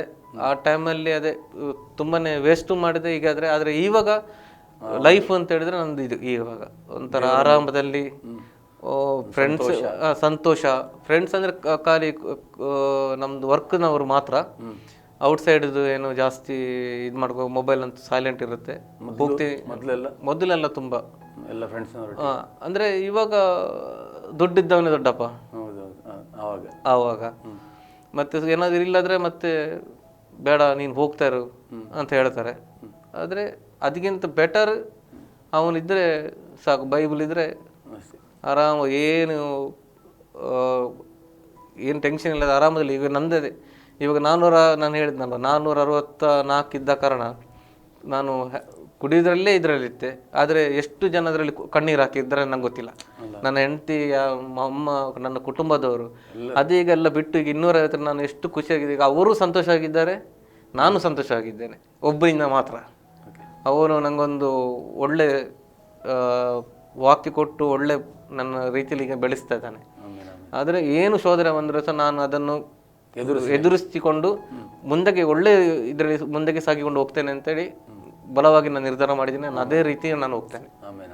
ತುಂಬಾ ಸಂತೋಷ. ಇನ್ನು ಹಿಂದೆ ತಿರುಗಿ ನಾನು ನೋಡುವಂಥದ್ದು ಎಷ್ಟೇ ಕಷ್ಟ ಬಂದ್ರೂ ಹಿಂದೆ ತಿರುಗಿ ಹೋಗುವಂಥದ್ದು ನಾನು ಮಾಡೋದೇ ಇಲ್ಲ. ಏನಿದ್ರು ಮುಂದಕ್ಕೆ ಹೋಗ್ತೀನಿ, ಅದೇ ನಂದು ಲೈಫ್ ಅಂತೇಳಿ ನಾನು ಡಿಸೈಡ್ ಮಾಡಿ ಆಯಿತು. ಇನ್ನು ಯಾರು ಹೆಚ್ಚಾಗಿ ಯಾರಿಗೆ ಏನಾದರೂ ನನ್ನಿಂದ ಹೆಲ್ಪ್ ಬೇಕಾ ನಾನು ಇದ್ರ ಥ್ರೂ ಹೇಳ್ತೀನಲ್ಲದೆ ಬೇರೆ ಇದಕ್ಕೆ ಹೋಗಲ್ಲ. ಯಾಕಂದರೆ ನಾನು ಇವಾಗ ಮೊದಲು ನಾನು ದುಡ್ಡು ಕೊಡ್ತಾ ಇದ್ದೆ. ಯಾಕಂದರೆ ಒಬ್ಬ ನನ್ನ ಫ್ರೆಂಡ್ ಯಾವತ್ತೂ ದುಡ್ಡು ಕೇಳ್ತಾ ಇದ್ದ. ಅದಕ್ಕೆ ಹೇಳಿದ್ರೆ, ನೋಡು ನಿಂಗೆ ಸಂಬಳ ಬರುತ್ತೆ, ನೀನು ಯಾವತ್ತೂ ನೋಡಿದ್ರೆ ದುಡ್ಡು ಕೇಳ್ತಿದ್ರೆ ಹೇಗೆ ಅಂತ, ದುಡ್ಡು ಕೊಡೋದನ್ನು ನಿಲ್ಲಿಸು ಅಂತ ಹೇಳಿದೆ ನಾನು. ಇನ್ನು ನನ್ನ ದುಡ್ಡು ಕೇಳಬೇಡ, ಇನ್ನು ನಾನು ಯಾರಿಗೂ ದುಡ್ಡು ಕೊಡಲ್ಲ ಅಂತ. ಈಗ ದುಡ್ಡು ಕೊಡೋದನ್ನ ಸ್ಟಾಪ್ ಮಾಡಿದೆ. ಇನ್ನು ಯಾರಿಗೂ ನಾನು ಕೊಡೋದಿಲ್ಲ. ಯಾಕಂದ್ರೆ ನಂತ ಆ್ಯಕ್ಚುಲಿ ಈಗ ಇಲ್ಲ, ಅದು ಇದ್ರೂ ನಾನು ಇನ್ನು ಕೊಡಲ್ಲ ಅಂತ ಸ್ಟಾಪ್ ಮಾಡಿ. ಯಾಕಂದರೆ ಅದರಿಂದಾಗಿ ನಮ್ಮದು ಫ್ರೆಂಡ್ಶಿಪ್ ಹಾಳಾಗುತ್ತೆ. ಅದಕ್ಕಿಂತ ಬೆಟರ್ ನಾನು ಒಳ್ಳೇದ್ರನ್ನು ಹೇಳಿದರೆ ಅವನಿಗೆ ಈ ಥರ ಹೋಗು ಅಂತ ಹೇಳಿದರೆ, ಯಾರೇ ಆಗಿರಲಿ ಈ ಥರ ಹೋಗು ಅಂತ ಹೇಳಿದರೆ ಅವನು ಅದೇ ರೀತಿ ಅವನಿಗೇ ಒಳ್ಳೆಯದು. ಅವನು ಪ್ರಯತ್ನ ಪಟ್ಟರೆ ಅವನಿಗೇ ಒಳ್ಳೇದು. ಯಾಕಂದ್ರೆ ಒಳ್ಳೆ ದಾರಿಗೆ ಬರುತ್ತಾನೆ ಅವನು. ಬೇರೆಯವರ ಸಾಲಗಾರಕ್ಕಿಂತನೂ ಮನ್ನಾ ಮಾಡಿಕೊಂಡು ಹೋಗ್ತಾ ಇದ್ರೆ ಭಾರಿ ಒಳ್ಳೆಯದು. ಅದು ನಂದು ನಿರ್ಧಾರ. ಅಂದರೆ ಹಾಗೆ ಹೋಗಿದೆ. ಈಗ ಎಲ್ಲರೂ ಈಗ ಇವತ್ತು ಬೆಳಿಗ್ಗೆ ನಾನು ಹಾಸ್ಪಿಟಲ್ಗೆ ಹೋಗ್ಬೇಕಾದ್ರೆ ಅವರು ಫಿಲಿಪಿನಿ ಅವರು ಆ್ಯಕ್ಚುಲಿ ಪಾಪ ಒಂದು ಮಗು ಒಂದು 4 ವರ್ಷ ಆಗಿರ್ಬೋದು, ತುಂಬ ಕೆಮ್ಮು. ನಾನು ಕೆಲಸ ಮಾಡ್ತಾ ಇದ್ದೆ, ಆದರೆ ಒಂದು 3-4 ತಿಂಗಳಾಗಿರ್ಬೋದು ಒಂದು ಮಗು ಪಾಪ ಹುಷಾರಿಲ್ಲದೆ ಏನೋ ವೈರಲ್ ಆಗಿದೆ ಅಂತ ಹೇಳ್ತಾರೆ. ಆ ತಾಯಿ ನೋಡ್ಬೇಕಾದ್ರೇನೆ ನಂಗೇನೆ ಬೇಸರ ಆಗ್ಬಿಡ್ತು. ಆದರೆ ಮಾತಾಡೋಣ ಅಂತ ಹೋದೆ, ಅವ್ರ ಹತ್ರ ಮಾತಾಡಿ ಅವ್ರಿಗೆ ಏನಾದ್ರು ಹೆಲ್ಪ್ ಬೇಕಾ, ಅವರು ಮಾತಾಡಿ ಹೋಗ್ಬೇಕಾದ್ರೆ ಇನ್ನೊಬ್ಬರು ತಮ್ಶೀರು ಹೇಳಿದಾರೆ, ಬೇಡ ಅವ್ರೇನೋ ಫೀಲಿಂಗಲ್ಲಿ ಇದ್ದಾರೆ, ನಮ್ಮ ಕೆಲಸ ನಾವು ಮಾಡೋಣ ಅಂತ. ಮತ್ತು ಸ್ವಲ್ಪ ಡಾಕ್ಟ್ರ್ ಏನೋ ಅವ್ರಿಗೆ ಮಗುಗೇನೋ ವೈರಲ್ ಏನೋ ಇದಾಗಿದೆ ಅಂತೇಳಿ ಇಲ್ಲಿದ್ದು ಗೌರ್ಮೆಂಟ್ ಹಾಸ್ಪಿಟಲ್ಗೆ ಕರ್ಕೊಂಡು ಹೋದ್ರು. ಪಾಪ ಆ ತಾಯಿ ಇದೊಂದು ಫೀಲಿಂಗ್ ನನಗೆ ನೋಡ್ಲಿಕ್ಕೆ ಆಗಲಿಲ್ಲ. ಆಗ ನಾನೇ ತಿಳ್ಕೊಂಡೆ, ನಾನು ಎಷ್ಟು ಮಾಡಿರ್ಬೇಕು, ಅದು ನನ್ನ ತಾಯಿ ಎಷ್ಟು ಕಷ್ಟಪಟ್ಟಿರ್ಬೇಕು ಅಂತ. ಅದೊಂದು ಅಂದರೆ ನಾವು ಕುಡಿದು ರಾತ್ರಿ ಮಲಗ್ತೇವೆ, ನಮಗೇನು ಯೋಚನೆ, ಆದರೆ ಸರಿ ಇದ್ದವರನ್ನು ನೋಡುವಂಥದ್ದು ಬೇಸರ ಇದೆಯಲ್ಲ, ಅದು ನಾವು ಎಕ್ಸ್ಪೆಕ್ಟ್ ಮಾಡ್ಲಿಕ್ಕೆ ಆಗಲ್ಲ. ನಮ್ಮನ್ನ ಪ್ರೀತಿಸುವವರು, ನಮಗೋಸ್ಕರ ಪ್ರಾರ್ಥಿಸುವವರು, ನಮ್ಮ ಹಿತೈಷಿಗಳಿಗೆ ಒಳ್ಳೇದಾಗಬೇಕು ಅಂತ ತುಂಬಾ ಜನ ಆಶಿಸ್ತಾರೆ. ಅದೇ ನಾನಂದ್ರೆ ಆ ಟೈಮಲ್ಲಿ ಅಂದ್ರೆ ತುಂಬಾ ಜನನೇ ಮಾಡಿದ್ದಾರೆ. ಅದೇ ಅಂದ್ರೆ ಈಗ ಒಂದೊಂದು ಹೇಳ್ತಾರ, ಸಂದರ್ಭ ಬರ್ಬೇಕಾದ್ರೆ ನಮಗೆ ಆ ಮೂಮೆಂಟ್ ನಮಗೆ ನೆನಪಾಗುತ್ತೆ. ಇವಾಗ ಆ ತಾಯಿ ಮನಸ್ಸು, ಒಂದು ಮಗುಗೋಸ್ಕರ ತಾಯಿ ಮನಸ್ಸು ಎಷ್ಟು ನೋವು ಅನುಭವಿಸಿದೆ. ಆಗ ಸ್ವಲ್ಪ ನಾನು ನಿಂತೆ, ಅಂದರೆ ನಾನು ಯೋಚನೆ ಮಾಡಿದೆ. ಆಗ ನಾನು ಕುಡಿದು ಬಿಟ್ಟು ಬಂದಾಗ ನಾನು ಇಷ್ಟು ಜಗಳ ಮಾಡ್ಬೇಕು, ತಂದೆ ಹೊಡಿಬೇಕಾದ್ರೆ, ತಮ್ಮನಿಗೆ ಇದು ಮಾಡಬೇಕಾದ್ರೆ, ಅಂದರೆ ಆಗ ತಾಯಿದು ನನಗೋಸ್ಕರ ಪ್ರೇಯರ್ ಮಾಡ್ತಿರೋರ್ದು ಮನಸ್ಸು ಹೇಗೆ ಆಗ್ಬೋದು, ಇವ ಸುಧಾರ್ತಾನ ಮಾರೆ ಅಂತ ಒಂದು ಬರುವಂಥದ್ದು ಇದೆ. ಇಷ್ಟು ಇದಾಗಿತ್ತು. ಆದರೆ ದೇವ್ರಿಗೆ ಸ್ತೋತ್ರ ಅಂತ ಹೇಳಿದ್ರೆ, ಅಷ್ಟಿದ್ದವನಿಗೆ ಇನ್ನು ಪುನಃ 2ನೇ ಸಲ ಚಾನ್ಸ್ ಕೊಟ್ಟಿದ್ದಾನೆ. ಈ ಚಾನ್ಸನ್ನು ಕಳೆಯುವಂಥದ್ದು ನಾನು ಚಾನ್ಸೇ ಕೊಡೋದಿಲ್ಲ. ನಾನು ಏನಿದ್ರೂ ಇದೇ ವಾಕ್ಯದಲ್ಲಿ ಹೋಗ್ತಾ ಇರ್ತೇನೆ. ನಾನು ಮನೆಯಲ್ಲೆಲ್ಲ ತುಂಬ ಈಗ ನಿಮ್ಮ ಫ್ಯಾಮಿಲಿಯಲ್ಲಿ ನಿಮ್ಮ ಮಿಸಸ್ ಮೊದಲಿಗೆ ಅಂದರೆ ಈಗ ಮೊದಲು ನಿಮ್ಮ ಬಿಹೇವಿಯರ್, ನಿಮ್ಮ ಕೆಲವು ವಿಧಾನಗಳು ನೋಡಿ ತುಂಬ ಹರ್ಟ್ ಆಗಿರ್ಬೋದು ಅವ್ರಿಗೆ. ತುಂಬ ಅಂದರೆ ಅವಳದು ಜೋಸ್ನ ಅವಳು ಹೇಗೆ ಅಂತ ಹೇಳಿದ್ರೆ ತುಂಬ ಸಾಫ್ಟ್. ಅವಳು ತನ್ನ ನೋವನ್ನು ತಾನೇ ಒಳಗಿಟ್ಕೊಡ್ತಾಳೆ. ಅವಳು ಬೇರೆಯವರಿಗೆ ಹೇಳೋದಿಲ್ಲ, ಬೇರೆಯವ್ರ ಹತ್ರ ಮಾತಾಡೋದು ಕಡಿಮೆ. ಆದರೆ ಈಗ ತುಂಬಾ ಇತ್ತು ಅವು, ಅಂದರೆ ಹೇಳ್ತಾರಲ್ಲ, ನಾನು ಅವಳೊಟ್ಟಿಗೆ ಕೇಳಿಕಾದ್ರೆ ಈಗ ತುಂಬಾ ಖುಷಿ, ತುಂಬಾ ಸಂತೋಷ. ಮತ್ತು ಅವರ ಡ್ಯಾಡ್, ಅವರ ಹೆಸರು ವಿಲಿಯಮ್ ಅಂತೇಳಿ, ಅವ್ರ ಚರ್ಚಿದ್ದು ಹಿರಿಯ ಇದಾಗಿದ್ದರು ಅವರು. ಅವರಿಗೂ ಸಹ ನಾನು ಮುಸಲ್ಮಾನ, ಅವ್ರಿಗೂ ಬೇಸರ ಆಯಿತು. ಅವರ ಅಕ್ಕ ಇದ್ದಾರೆ, ಅವರು ಅಬುದಾಬಿಲಿದ್ದಾರೆ, ಭಾವ ಇದ್ದಾರೆ, ಎಲ್ಲರಿಗೂ ಭಾರಿ ಖುಷಿನೇ ಇಷ್ಟು ಚೇಂಜ್ ಆಗಿದ್ದಾನೆ. ಯಾಕಂದರೆ ಅವರ ಹತ್ರ ನಾನು ಸ್ವಲ್ಪ ಅಂದರೆ ಹೊರಟಾಗಿ ನಾನು ಮಾತಾಡಿದ್ದೇನೆ. ಸಾರಿ ಕೇಳುವ ಸಂದರ್ಭ ಟೈಮ್ ಬಂದಿತ್ತು, ನಾನು ಕೇಳಿದ್ದೇನೆ. ಆದರೆ ಈಗ ಸಹ ಅವರಿಗೆ ಸಹ ನಾನು ಶೇರ್ ಮಾಡ್ತೀನಿ ಸಮ್ ಟೈಮ್ ವಾಕ್ಯವನ್ನು. ಆಗ ನಾನು ತಮ್ಮನ ಹೆಂಡತಿ ಶೈನಾ ಅವರ ಹತ್ರ ಸಹ ನಾನು ತುಂಬಾ ಜಗಳಾಡಿದ್ದೇನೆ. ರೀಸೆಂಟಾಗಿ ಬಂದಾಗ ನಾನು ಅವನ ಹತ್ರ ಮಾತಾಡಿದೆ. ಮಿಸ್ಸಸ್ ಮಾತಾಡಲಿಕ್ಕೆ ಆಗಲಿಲ್ಲ, ಅಂದರೆ ಅವ್ರಿಗೆ ಬ್ಯುಸಿ ಇರಬೇಕು. ತಮ್ಮನ ಹತ್ರ ನಾನು ಮಾತಾಡಿದೆ, ಏನಿದ್ರು ತಮ್ಮ ಒಳ್ಳೆಯದರಲ್ಲಿ ಮಾತಾಡಿದ ಹಾಗೆ ಮಾತಾಡಿ ಇವಾಗ ದುಬೈಲಿದ್ದಾನೆ. ಎಲ್ಲರ ಹತ್ರನೂ ಚೆನ್ನಾಗಿ ಇದು ಮಾಡ್ತೇನೆ. ಇನ್ನೊಂದು ಏನಂತ ಹೇಳಿದರೆ, ಒಂದು 5 ಜನ ತಂಗಿಯವರಿದ್ದಾರೆ. ಅವ್ರದ್ದು ಮೂಮೆಂಟ್ ಅಂತ ಅವ್ರಿಗೊಂದು ಆಸೆ ಇದೆ. ಮದುವೆ ಆಗಿ ತುಂಬ ವರ್ಷಗಳಾಯಿತು, ಮಕ್ಕಳಾಗಲಿಲ್ಲ ಅಂತ. ಆಗ ನಾನು ಪ್ರೇಯರ್ ರಿಕ್ವೆಸ್ಟ್ ಆಲ್ರೆಡಿ ಕೊಟ್ಟಿದ್ದೇನೆ. ನಾನು ಅವ್ರಿಗೆ ಸಹ ಆಂಟಿ ಥ್ರೂ ಹೇಳಿದ್ದೇನೆ, ಅವರಿಗೆ ಸಹ ಪ್ರೇಯರ್ ಮಾಡಲಿಕ್ಕೆ ಹೇಳಿ ಒಂದಲ್ಲ ಒಂದು ದಿವಸ ಕಾರ್ಯ ಅಂತೂ ಮಾಡೇ ಮಾಡ್ತಾನೆ. ಅದು ಅಸಾಧ್ಯವಾದದ್ದು ಯಾವುದಿಲ್ಲ, ಸಾಧ್ಯ ಆಗ್ತದೆ. ಅಂದರೆ ನಾವು ಅದಕ್ಕೋಸ್ಕರ ಕಾಯಬೇಕಷ್ಟೇ, ಆ ದಿನಕ್ಕೋಸ್ಕರ. ಈಗ ನಾನು ನೆನೆಸೋದು ಅಂದರೆ ನನಗೆ ಬೇಗ ಸಿಕ್ಕಿತು ಅಂತ ನಾನು ತಿಳ್ಕೊಳ್ತೀನಿ. ಯಾಕಂದರೆ ನನ್ನ ಮೂಮೆಂಟೇ ಗೊತ್ತಿಲ್ಲ ಅದು ಯಾವಾಗ ಹೇಗೆ ನನ್ನ ಮನಸ್ಸಿಗೆ ಚೇಂಜ್ ಆಗಿ ಬಂತು ಅಂತ. ಅದು ಯಾರ ಹತ್ರ ಬರಬೇಕಿತ್ತು, ಆ ಕೆಲಸ ಹೋಗ್ಬೇಕಿತ್ತ, ಅಲ್ಲ ನಾನು ಹಾಗೆ ಕುಡಿಬೇಕಿತ್ತಲ್ಲ, ಅವನು ಬರಬೇಕಿತ್ತ ಬಿಸ್ನೆಸ್ ಸ್ಟಾರ್ಟ್ ಮಾಡು ಅಂತ. ಅಲ್ಲ, ದುಡ್ಡು ಓದಿಸೋದು ನನಗೆ ಬೇಸರ ಇಲ್ಲ. ಇಲ್ಲದ್ರೆ ಮೊದಲಾಗ ನಾನು ಬಿಡ್ತಿರಲಿಲ್ಲ. 1000 ಅಂತ ಹೇಳಿದ್ರೆ ತುಂಬ ದೊಡ್ಡದು ಅಮೌಂಟ್ ಅದು. ಆದರೆ ನಾನು ಅವತ್ತು ಕೇಳೋಕ್ಕೂ ಹೋಗಲಿಲ್ಲ, ರ್ಯಾಶಾಗಿ ನಾನು ಮಾತಾಡ್ಲಿಕ್ಕೆ ಹೋಗಲಿಲ್ಲ, ಥ್ಯಾಂಕ್ಸ್ ಅಂತ ಹೇಳಿದೆ. ಯಾಕೆಂದರೆ ಅವನು ನನಗೆ ಗೈಡ್ ಮಾಡ್ತಿರ್ಲಿದ್ರೆ ನಾನು ಈಗ ನಿಮ್ಮ ಜೊತೆ ನಾನು ಮಾತಾಡುವಂಥ ಸ್ಥಿತಿ ಯಾವಾಗೂ ಬರ್ತಾ ಇರಲಿಲ್ಲ. ಹಾಗೆ ಸುನಿಲ್ ಬ್ರದರ್ ಒಟ್ಟಿಗೆ ಪಾಸ್ಟರ್ಗೆ ಸಹ ಮಾತಾಡುವಂಥದ್ದು, ಪ್ರಶ್ನೆ ಅವರು ಮಾತಾಡುವಂಥದ್ದು ಬರ್ತಾ ಇರಲಿಲ್ಲ. ಇದೀಗ ನಾನು ತುಂಬ ಸಂತೋಷ ಅಂತ ಹೇಳಿದರೆ ತುಂಬಾ ಸಂತೋಷ. ಎಲ್ಲಿ ಕೂಡ ಅಂದರೆ ಈ ಲೋಕದಲ್ಲಿ ಎಲ್ಲೂ ಸಿಗಲಾಗದಂಥ ಸಮಾಧಾನ ಕರ್ತ ನಮಗೋಸ್ಕರ ಈ ಲೋಕದಲ್ಲಿ ಇಟ್ಟಿದ್ದಾನೆ. ಯಾರ್ಯಾರು ಆತನ ಬಳಿಗೆ ಬರ್ತಾರೋ ತಮ್ಮ ಹೃದಯವನ್ನು ಆತನಿಗೆ ಅರ್ಪಿಸಿ ಬಾಯಲ್ಲಿ ಅರಿಕೆ ಮಾಡಿ ಆತನೇ ರಕ್ಷಕನ ಒಡೆಯನೆಂಬುದಾಗಿ ಅಂಗೀಕಾರ ಮಾಡಿ ಆತನ ಮಾರ್ಗದಲ್ಲಿ ಜೀವಿಸಲಿಕ್ಕೆ ತೀರ್ಮಾನ ಮಾಡ್ತಾರೋ ಖಂಡಿತವಾಗ್ಲೂ ದೇವರ ಒಂದು ಅಸಾಧಾರಣವಾದ ಒಂದು ಸಮಾಧಾನ, ಅದನ್ನು ಬೆಲೆ ಕಟ್ಟಲಿಕ್ಕೆ ಆಗದಂಥ ಒಂದು ದೇವರ ಕೃಪೆ ಧಾರಾಳವಾಗಿ ನಮ್ಮ ಮೇಲೆ ಸುರಿಸಿ ಜೀವಂತ ಸಾಕ್ಷಿ ನೀವೇ ಇದ್ದೀರಾ. ಹಳೆ ಬದುಕಲ್ಲಿ ದೇವರು ಎಷ್ಟು ಪ್ರಯತ್ನಗಳು ನಾವು ಮಾಡಿದರೂ ಅದು ಆ ಒಂದು ಶಕ್ತಿ ನಮ್ಮಿಂದ ಬಿಟ್ಟು ಹೋಗದೆ ಅದರಲ್ಲೇ ಜೀವಿಸಿ ನಾವು ಅದರಲ್ಲೇ ಸಾಯ್ಬೇಕಂತ ಸೈತಾನ ಬಯಸ್ತಾನೆ. ಆದರೆ ದೇವರು ಒಬ್ಬರು ಕೂಡ ನಾಶ ಆಗಬಾರ್ದು, ಎಲ್ಲ ಮಕ್ಕಳು ನನ್ನ ಬಳಿಗೆ ಬರಬೇಕು, ನನ್ನ ರಾಜ್ಯದಲ್ಲಿ ಬರಬೇಕು, ನನ್ನ ಒಂದು ಕೃಪೆಯಲ್ಲಿ ಸನ್ನಿಧಾನದಲ್ಲಿ ಒಂದು ಸಮಾಧಾನದಲ್ಲಿ ಇರಬೇಕಂತ ದೇವರು ನಮಗೋಸ್ಕರ ದೊಡ್ಡ ದೊಡ್ಡ ಪ್ಲ್ಯಾನನ್ನು ಮಾಡ್ತಾನೆ. ನಿಜವಾಗಿ ದೇವರು ನಿಮ್ಮ ಬದುಕಲ್ಲಿ ಮಾಡಿದಂಥ ಆ ಒಂದು ದೊಡ್ಡ ಕೃಪೆಗಾಗಿ ದೇವರಿಗೆ ಸ್ತೋತ್ರವನ್ನು ಸಲ್ಲಿಸ್ತೇನೆ. ಈ ಕೊನೆಯದಾಗಿ ಈ ದಿನಗಳಲ್ಲಿ ಎಲ್ಲರೂ ಸಮಾಧಾನಕ್ಕಾಗಿ ನಿಮಗೆ ದೇವರು ಅಂದರೆ ಯಾರು ಕೊಡಲಾಗದಂಥ ಸಮಾಧಾನ ದೇವರು ನಿಮಗೆ ಕೊಟ್ಟರು. ಖಂಡಿತ ಅದನ್ನೆಲ್ಲಿ ನಾವು ಬೆಲೆ ಕೊಟ್ಟು ಖರೀದಿ ಮಾಡಲಿಕ್ಕಾಗಲ್ಲ. ಆದರೂ ಈ ದಿನಗಳಲ್ಲಿ ತುಂಬ ಜನರು ಪ್ರಯತ್ನ ಮಾಡ್ತಾರೆ, ಎಲ್ಲಿ ಸಮಾಧಾನ ಎಲ್ಲಿ ಸಿಗ್ತದೆ, ಕುಡಿಯೋದ್ರಲ್ಲಿ ಸಿಗ್ಬೋದಾ, ಅಥವಾ ಸಿನಿಮಾ ನೋಡಿದ್ರಲ್ಲಿ, ಅಥವಾ ಡ್ರಗ್ಸ್ ತಗೊಂಡ್ರಲ್ಲಿ, ಅಥವಾ ಧೂಮಪಾನ ಮಾಡೋದ್ರಲ್ಲಿ ಕೆಲ ಜನರಿಗೆ ತುಂಬ ಪ್ರಯತ್ನ ಮಾಡ್ತಾರೆ. ಆದರೆ ತುಂಬ ಜನ ಸೋಲ್ತಾರೆ ಈ ದಿನಗಳಲ್ಲಿ. ಅಂದರೆ ಅವ್ರಿಗೆ ಗೊತ್ತಿಲ್ಲ ಸಮಾಧಾನದ ಮೂಲ ಯಾರು, ಸಮಾಧಾನ ಎಲ್ಲಿಂದ ಬರ್ತದೆ, ಆತನೇ ಸಮಾಧಾನದ ದೇವರು ಎಂತ ಅವ್ರಿಗೆ ಗೊತ್ತಿಲ್ಲ. ಆದರೆ ಈ ಒಂದು ಕ್ರೈಸ್ತರ ಎನಿಸ್ಕೊಳ್ಳುವವರು ಅಥವಾ ಊರಲ್ಲಿರುವಂಥವ್ರು ತುಂಬ ಜನ ನಾವು ನೋಡ್ತೇವೆ ಭಕ್ತಿ ಕಾರ್ಯಗಳನ್ನು ಮಾಡುವಂಥದ್ದು, ಒಳ್ಳೊಳ್ಳೆ ಜಾಗಕ್ಕೆ ಹೋಗುವಂಥದ್ದು. ಆದರೆ ಆ ಒಂದು ಸಮಾಧಾನ ಕಂಡುಕೊಳ್ತಾ ಇಲ್ಲ. ಅಂಥ ಜನರಿಗೆ ಅಥವಾ ನಮ್ಮ ಸ್ನೇಹಿತರಿಗೆ ಇರ್ಬೋದು, ಅಥವಾ ನಾವು ನಿಮ್ಮ ಏಜಲ್ಲಿ ಏನಾದರೂ ಮಾಡಬೇಕಂತ ಪ್ರಯತ್ನ ಮಾಡೋ ಸೋತು ಹೋಗ್ತಾರೆ. ಅಂಥವ್ರಿಗೆ ಏನನ್ನ ಹೇಳಲಿಕ್ಕೆ ನೀವು ಬಯಸ್ತೀರಿ? ಇವಾಗ ಅಂಥವ್ರಿಗೆ ಅಂತ ಹೇಳಿ ಈಗ ನಂದು ಕೆಲಸ ಟೈಮಲ್ಲಿ ಸಹ ನನಗೆ ತುಂಬ ಡಿಪ್ರೆಸ್ ಆಗುತ್ತೆ, ನನಗೂ ಟೆನ್ಷನ್ ಬರುತ್ತೆ ಒತ್ತಡದಲ್ಲಿ. ಆಗ ನಾನು ಸ್ವಲ್ಪ ಹೊತ್ತು ಕಣ್ಣು ಮುಚ್ಕೊಂಡು ಸ್ವಲ್ಪ ಹೊತ್ತು ರಿಲ್ಯಾಕ್ಸ್ ಆಗ್ತೀನಿ. ಅಂದರೆ ಯಾರಾದರೂ ಏನಾದರೂ ನನ್ನ ಬಗ್ಗೆ ಇದು ಮಾಡಿದ್ರು ರಿಲ್ಯಾಕ್ಸ್ ಆಗ್ತೀನಿ. ಏನು ಓವರಾಗಿ ಅದಕ್ಕೆ ನಾನು ಆನ್ಸರ್ ಮಾಡ್ಲಿಕ್ಕಾಗಲಿ ಏನಿಲ್ಲ, ಕಣ್ಣು ಮುಚ್ಕೊಂಡು ಸ್ವಲ್ಪ ಹೊತ್ತು ಸುಮ್ಮನೆ ಇರ್ತೀನಿ, ಏನಿಲ್ಲ, ಒಂದು ಜಸ್ಟ್ ನಮ್ಮ ಮೈಂಡಲ್ಲಿ ಬೇರೆನೇ ಥಿಂಕ್ ಮಾಡ್ತೀನಿ. ಹಾಗೆ ಏನೇ ಒತ್ತಡ ಬಂದರೂ ನಾವು ಮನುಷ್ಯರಿಗೆ ಫಸ್ಟ್ ಥಿಂಕ್ ಮಾಡೋದು ನೆಗೆಟಿವ್. ಹೌದು. ಇವಾಗ ಈಗ ಈಗ ನನ್ನೇನು ಅಂತ ಈಗ ಮೊದಲು ನನಗೆ ಯಾರಾದ್ರು ಕೆಲಸ ಮಾಡಿ ಪ್ರಾಬ್ಲಮ್ ಅಂದರೆ ನನಗೆ ಆಗ್ತದೆ, ಇವತ್ತೋಗಿ 90 ಕುಡಿಯೋ ಮಾರೆ ಅಂತ ಆಗ್ತದೆ. ಆದರೆ ಈಗ ಅದು ತಲೆಯಲ್ಲೇ ಬರೋದಿಲ್ಲ. ಅದಕ್ಕಿಂತ ಶಿವಾಯ್ ನಾವು ಅದಕ್ಕಿಂತ ಬಿಟ್ಟು ನಾವು ಬೆಳಿಗ್ಗೆ ಏನು ಮಾಡಿದ್ರೆ ಸ್ವಲ್ಪ ರಿಕವರಿ ಮಾಡಿದೆ, ಯಾವುದು ವಾಕ್ಯ ಓದಿದೆ, ಏನಾದ್ರು ಮಾಡಿದೆ ಅದು ರಿಕವರಿ ಮಾಡಿದೆ, ಅಲ್ಲಿಗೆ ಮನಸ್ಸಿಗೆ ಅಲ್ಲಿಗೆ ನೆಮ್ಮದಿ ಸಿಗ್ತದೆ. ಅವನು ಹೇಳ್ತಾ ಇರಲಿ, ಅವನು ಏನು ಬೇಕಾದ್ರೆ ಹೇಳ್ತಾ ಇರಲಿ, ಆ ಒಂದು ಕೋಪ ಫಿನಿಶ್ ಆಗ್ತದ, ಅವನು ಆಟೋಮೆಟಿಕ್ ಆಗಿ ನನ್ನ ಹತ್ರ ಬಂದು ಮಾತಾಡ್ತಾನೆ. ಹಾಗೆ ಆಗಿದೆ ನನಗೆ, ಆಗಿದೆ. ಅಂದರೆ ಯಾರು ನಾನು ಸುಮ್ಮನೆ ಇರ್ತೀನಿ, ಏನು ಲಾಸ್ಟಿಗೆ ಅವೊಂದು ಕೋಪ ಕಡಿಮೆ ಆದ ತಕ್ಷಣ ಅವನೇ ಬಂತು, ಸರಿ ಬಿಡು ನಾವು ಒಟ್ಟಿಗೆ ಕೆಲಸ ಮಾಡೋದು, ಅವನೇ ಬರ್ತಾನೆ ಹತ್ರ.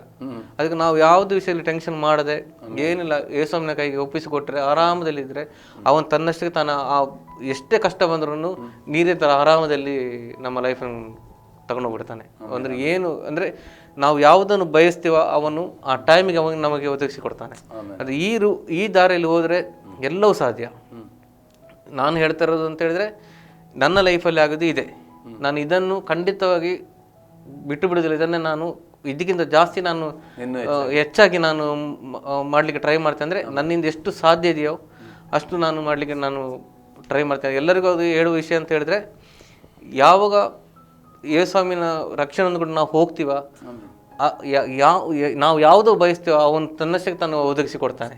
ತಕ್ಕ ಸಮಯಕ್ಕೆ ಅವನು ಒದಗಿಸಿ ಕೊಡ್ತಾನೆ. ಅವನ ಹತ್ರ ಆಗುವುದಂಥದ್ದು ಯಾವುದಿಲ್ಲ. ಅದೇ ಹೇಳಿದ್ನಲ್ಲ, ಮುಚ್ಚಿದ ಬಾಗಿಲು ತೆರೆಯುವ ಒಬ್ಬನೇ. ನನಗೆ ಆ ರೀತಿ ಆಗಿದೆ.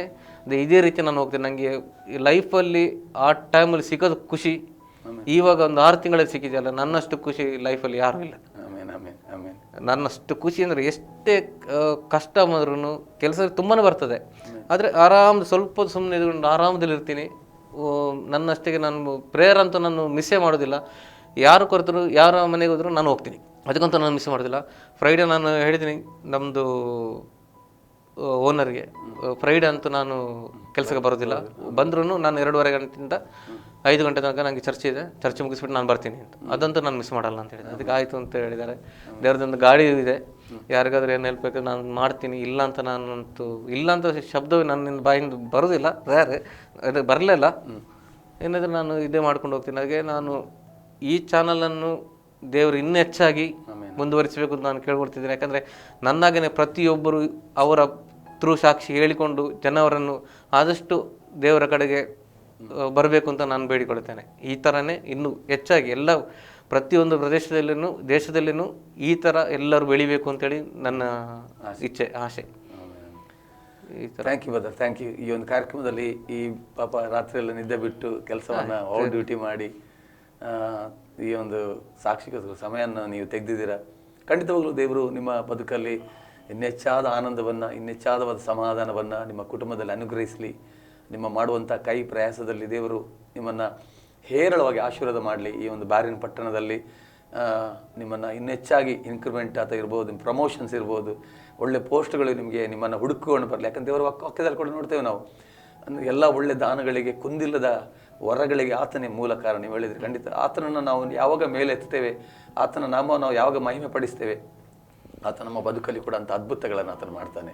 ಆತನಿಗೋಸ್ಕರ ನಮ್ಮ ಜೀವಿತವನ್ನು ಸಮರ್ಪಿಸುವಾಗ ಆತನು ಒಂದು ವಾಕ್ಯದ ನೋಡ್ತೇವೆ ನಾವು, ಕುಂಬಾರನ ಕೈಯಲ್ಲಿ ಮಣ್ಣು ಹೇಗೋ ಹಾಗೂ ನಿನ್ನ. ಒಂದು ಕುಂಬಾರನಿಗೆ ಗೊತ್ತು ಯಾವ ಮಡಕೆ ಹೇಗೆ ನಾವು ಶೇಪ್ ಕೊಡ್ಬೇಕು. ಯಾವಾಗ ಮಣ್ಣು ಬಿಟ್ಟು ಕೊಡ್ತದೆ, ಆ ಮಣ್ಣು ಗಟ್ಟಿಯಾಗಿದ್ದರೆ ಖಂಡಿತ ಕುಂಬಾರನಿಗೆ ಆ ಮಡಕೆ ಮಾಡಿ ಸಾಧ್ಯ. ಯಾವಾಗ ನೀವು ನಿಮ್ಮ ಬದುಕನ್ನು ದೇವರಿಗೆ ಒಪ್ಪಿಸಿಕೊಡುವಾಗ ದೇವರು ಒಂದು ಆಶೀರ್ವಾದಗಳ ಮೇಲೆ ಆಶೀರ್ವಾದ, ಸಮಾಧಾನದ ಮೇಲೆ ಸಮಾಧಾನ, ನೆಮ್ಮದಿ ಮೇಲೆ ನೆಮ್ಮದಿ, ಆನಂದದ ಮೇಲೆ ಆನಂದವನ್ನು ದೇವರು ಕೊಟ್ಟು ನಿಮ್ಮ ಒಳಗಲ್ಲಿ ಯಾರೂ ತೆಗಿಲಿಕ್ಕಾಗದಂಥ, ಯಾರಿಗೆ ಕಸಿಲಿಕ್ಕಾಗಲ್ಲದ ಅಂಥ ಒಂದು ಸಮಾಧಾನವನ್ನು ದೇವರು ನಿಮ್ಮ ಬದುಕಲ್ಲಿ ಕೊಟ್ಟಿದ್ದಾರೆ. ಖಂಡಿತವಾಗ್ಲೂ ಈ ಒಂದು ಕಾರ್ಯಕ್ರಮದಲ್ಲಿ ನಿಮ್ಮ ಬಂದು ನಿಮ್ಮ ಅನುಭವ ಸಾಕ್ಷಿಯನ್ನು ಹಂಚ್ಕೊಂಡಿದ್ದೀರಾ. ತುಂಬ ಥ್ಯಾಂಕ್ಸ್ ಹೇಳ್ತೇನೆ ನಿಮಗೆ. ದೇವರು ನಿಮ್ಮನ್ನು ಹೇಳುವಾಗ ಆಶೀರ್ವಾದ ಮಾಡಲಿ. ನಿಮ್ಮ ಕುಟುಂಬ, ನಿಮ್ಮ ಧರ್ಮಪತ್ನಿ, ನಿಮ್ಮ ಎಲ್ಲ ಫ್ಯಾಮಿಲಿ, ನಿಮ್ಮ ತಾಯಿ, ನಿಮ್ಮ ಕುಟುಂಬಸ್ಥರನ್ನ ಎಲ್ಲರನ್ನ ಬ್ಲೆಸ್ ಮಾಡಲಿ ಅಂತ ಹೇಳ್ತಾ ಈ ಕಾರ್ಯಕ್ರಮ ಬಂದಕ್ಕೆ ನಿಮಗೆ ತುಂಬ ವಂದನೆಗಳು. Thank you brother, thank you so much. Thank you so much. Ashraya ಟಿವಿಯನ್ನು ವೀಕ್ಷಿಸ್ತಿರುವಂಥ ನಮ್ಮೆಲ್ಲ ಆತ್ಮೀಯ ವೀಕ್ಷಕರೇ, ಬ್ಯಾರಿನ್ ಪಟ್ಟಣದಲ್ಲಿ ಈ ಒಂದನ್ನು ಸಾಕ್ಷಿ ಅಥವಾ ಮೈ ಟೆಸ್ಟಿಮನಿ ಎಂಬ ಕಾರ್ಯಕ್ರಮದಲ್ಲಿ ಅನೇಕ ಸಾಕ್ಷಿಗಳನ್ನು ತೆಗೆದುಕೊಂಡು ನಾವು ನಿಮ್ಮ ಬಳಿಗೆ ಬರ್ತಾ ಇದ್ದೇವೆ. ಖಂಡಿತ ನಾನು ನೆನೆಸ್ತೇನೆ, ಇದು ಸಾಕ್ಷಿ ಮೂಲಕ ನಿಮ್ಮ ಬದುಕಲ್ಲಿ ಕೂಡ ಒಂದು ವ್ಯತ್ಯಾಸವಾದ ಕಾರ್ಯವನ್ನು ಕರ್ತನು ಮಾಡಲಿಕ್ಕೆ ಇಷ್ಟಪಡ. ಯಾಕಂದರೆ ದೇವರ ವಾಕ್ಯ ಕೂಡ ಹೇಳ್ತದೆ, ಈ ಪವಿತ್ರ ಆತ್ಮ ನಿಮ್ಮ ಮೇಲೆ ಬರಲು ಈ ಬಲವನ್ನು ಹೊಂದಿ ಯೆರೂಸಲೇಮಿನಲ್ಲಿ, ಯೂದಾಯದಲ್ಲಿಯೂ ಎಲ್ಲ ಪಟ್ಟಣಗಳ ಲೋಕದ ಕಟ್ಟಗಳನ್ನು ಸಾಕ್ಷಿಗಳಾಗಿರಬೇಕು ಎಂಬುದಾಗಿ. ಖಂಡಿತವಾಗಲೂ ದೇವದ್ದು ಕೊಟ್ಟಂಥ ಆ ಬದುಕು, ಹಳೆಯ ಲೈಫಿಂದ, ನಮ್ಮ ಹಳೆಯ ಜೀವಿತ, ಹಳೆಯ ಒಂದು ಜೀವಿತದ ದೇವರು ತನ್ನ ಅಮೂಲ್ಯವಾದ ರಕ್ತವನ್ನು ಸುರಿಸಿ ಪ್ರಪಂಚದ ಲೋಕದೆಲ್ಲ ಜನರಿಗೋಸ್ಕರ ತನ್ನ ಪ್ರಾಣವನ್ನೇ ಕೊಟ್ಟು ನಮ್ಮ ಬದುಕನ್ನು ಶುದ್ಧೀಕರ ಮಾಡಿ ನಮ್ಮ ಜೀವಿತಗಳಲ್ಲಿ ಆತನ ಎಷ್ಟು ಅದ್ಭುತಗಳು ಮಾಡ್ತಾನೆ. ಖಂಡಿತವಾಗಲೂ ಈ ಕಾರ್ಯಕ್ರಮ ನಿಮಗೆ ಆಶೀರ್ವಾದದಾಯಕವಾಗಿದೆ ಎಂದು ನಾನು ನಂಬುತ್ತೇನೆ. ಮುಂದಿನ ಸಂಚಿಕೆಯಲ್ಲಿ ಮತ್ತೊಬ್ಬ ಸಾಕ್ಷಿಯೊಂದಿಗೆ ಈ ಒಂದು ಕಾರ್ಯಕ್ರಮದಲ್ಲಿ ನಿಮ್ಮ ಭೇಟಿ. ಅಲ್ಲಿ ತನಕ ನಿರಂತರ ನೋಡ್ತಾ ಇರಿ ಆಸರೆ ಟಿವಿ. ವಂದನೆಗಳು.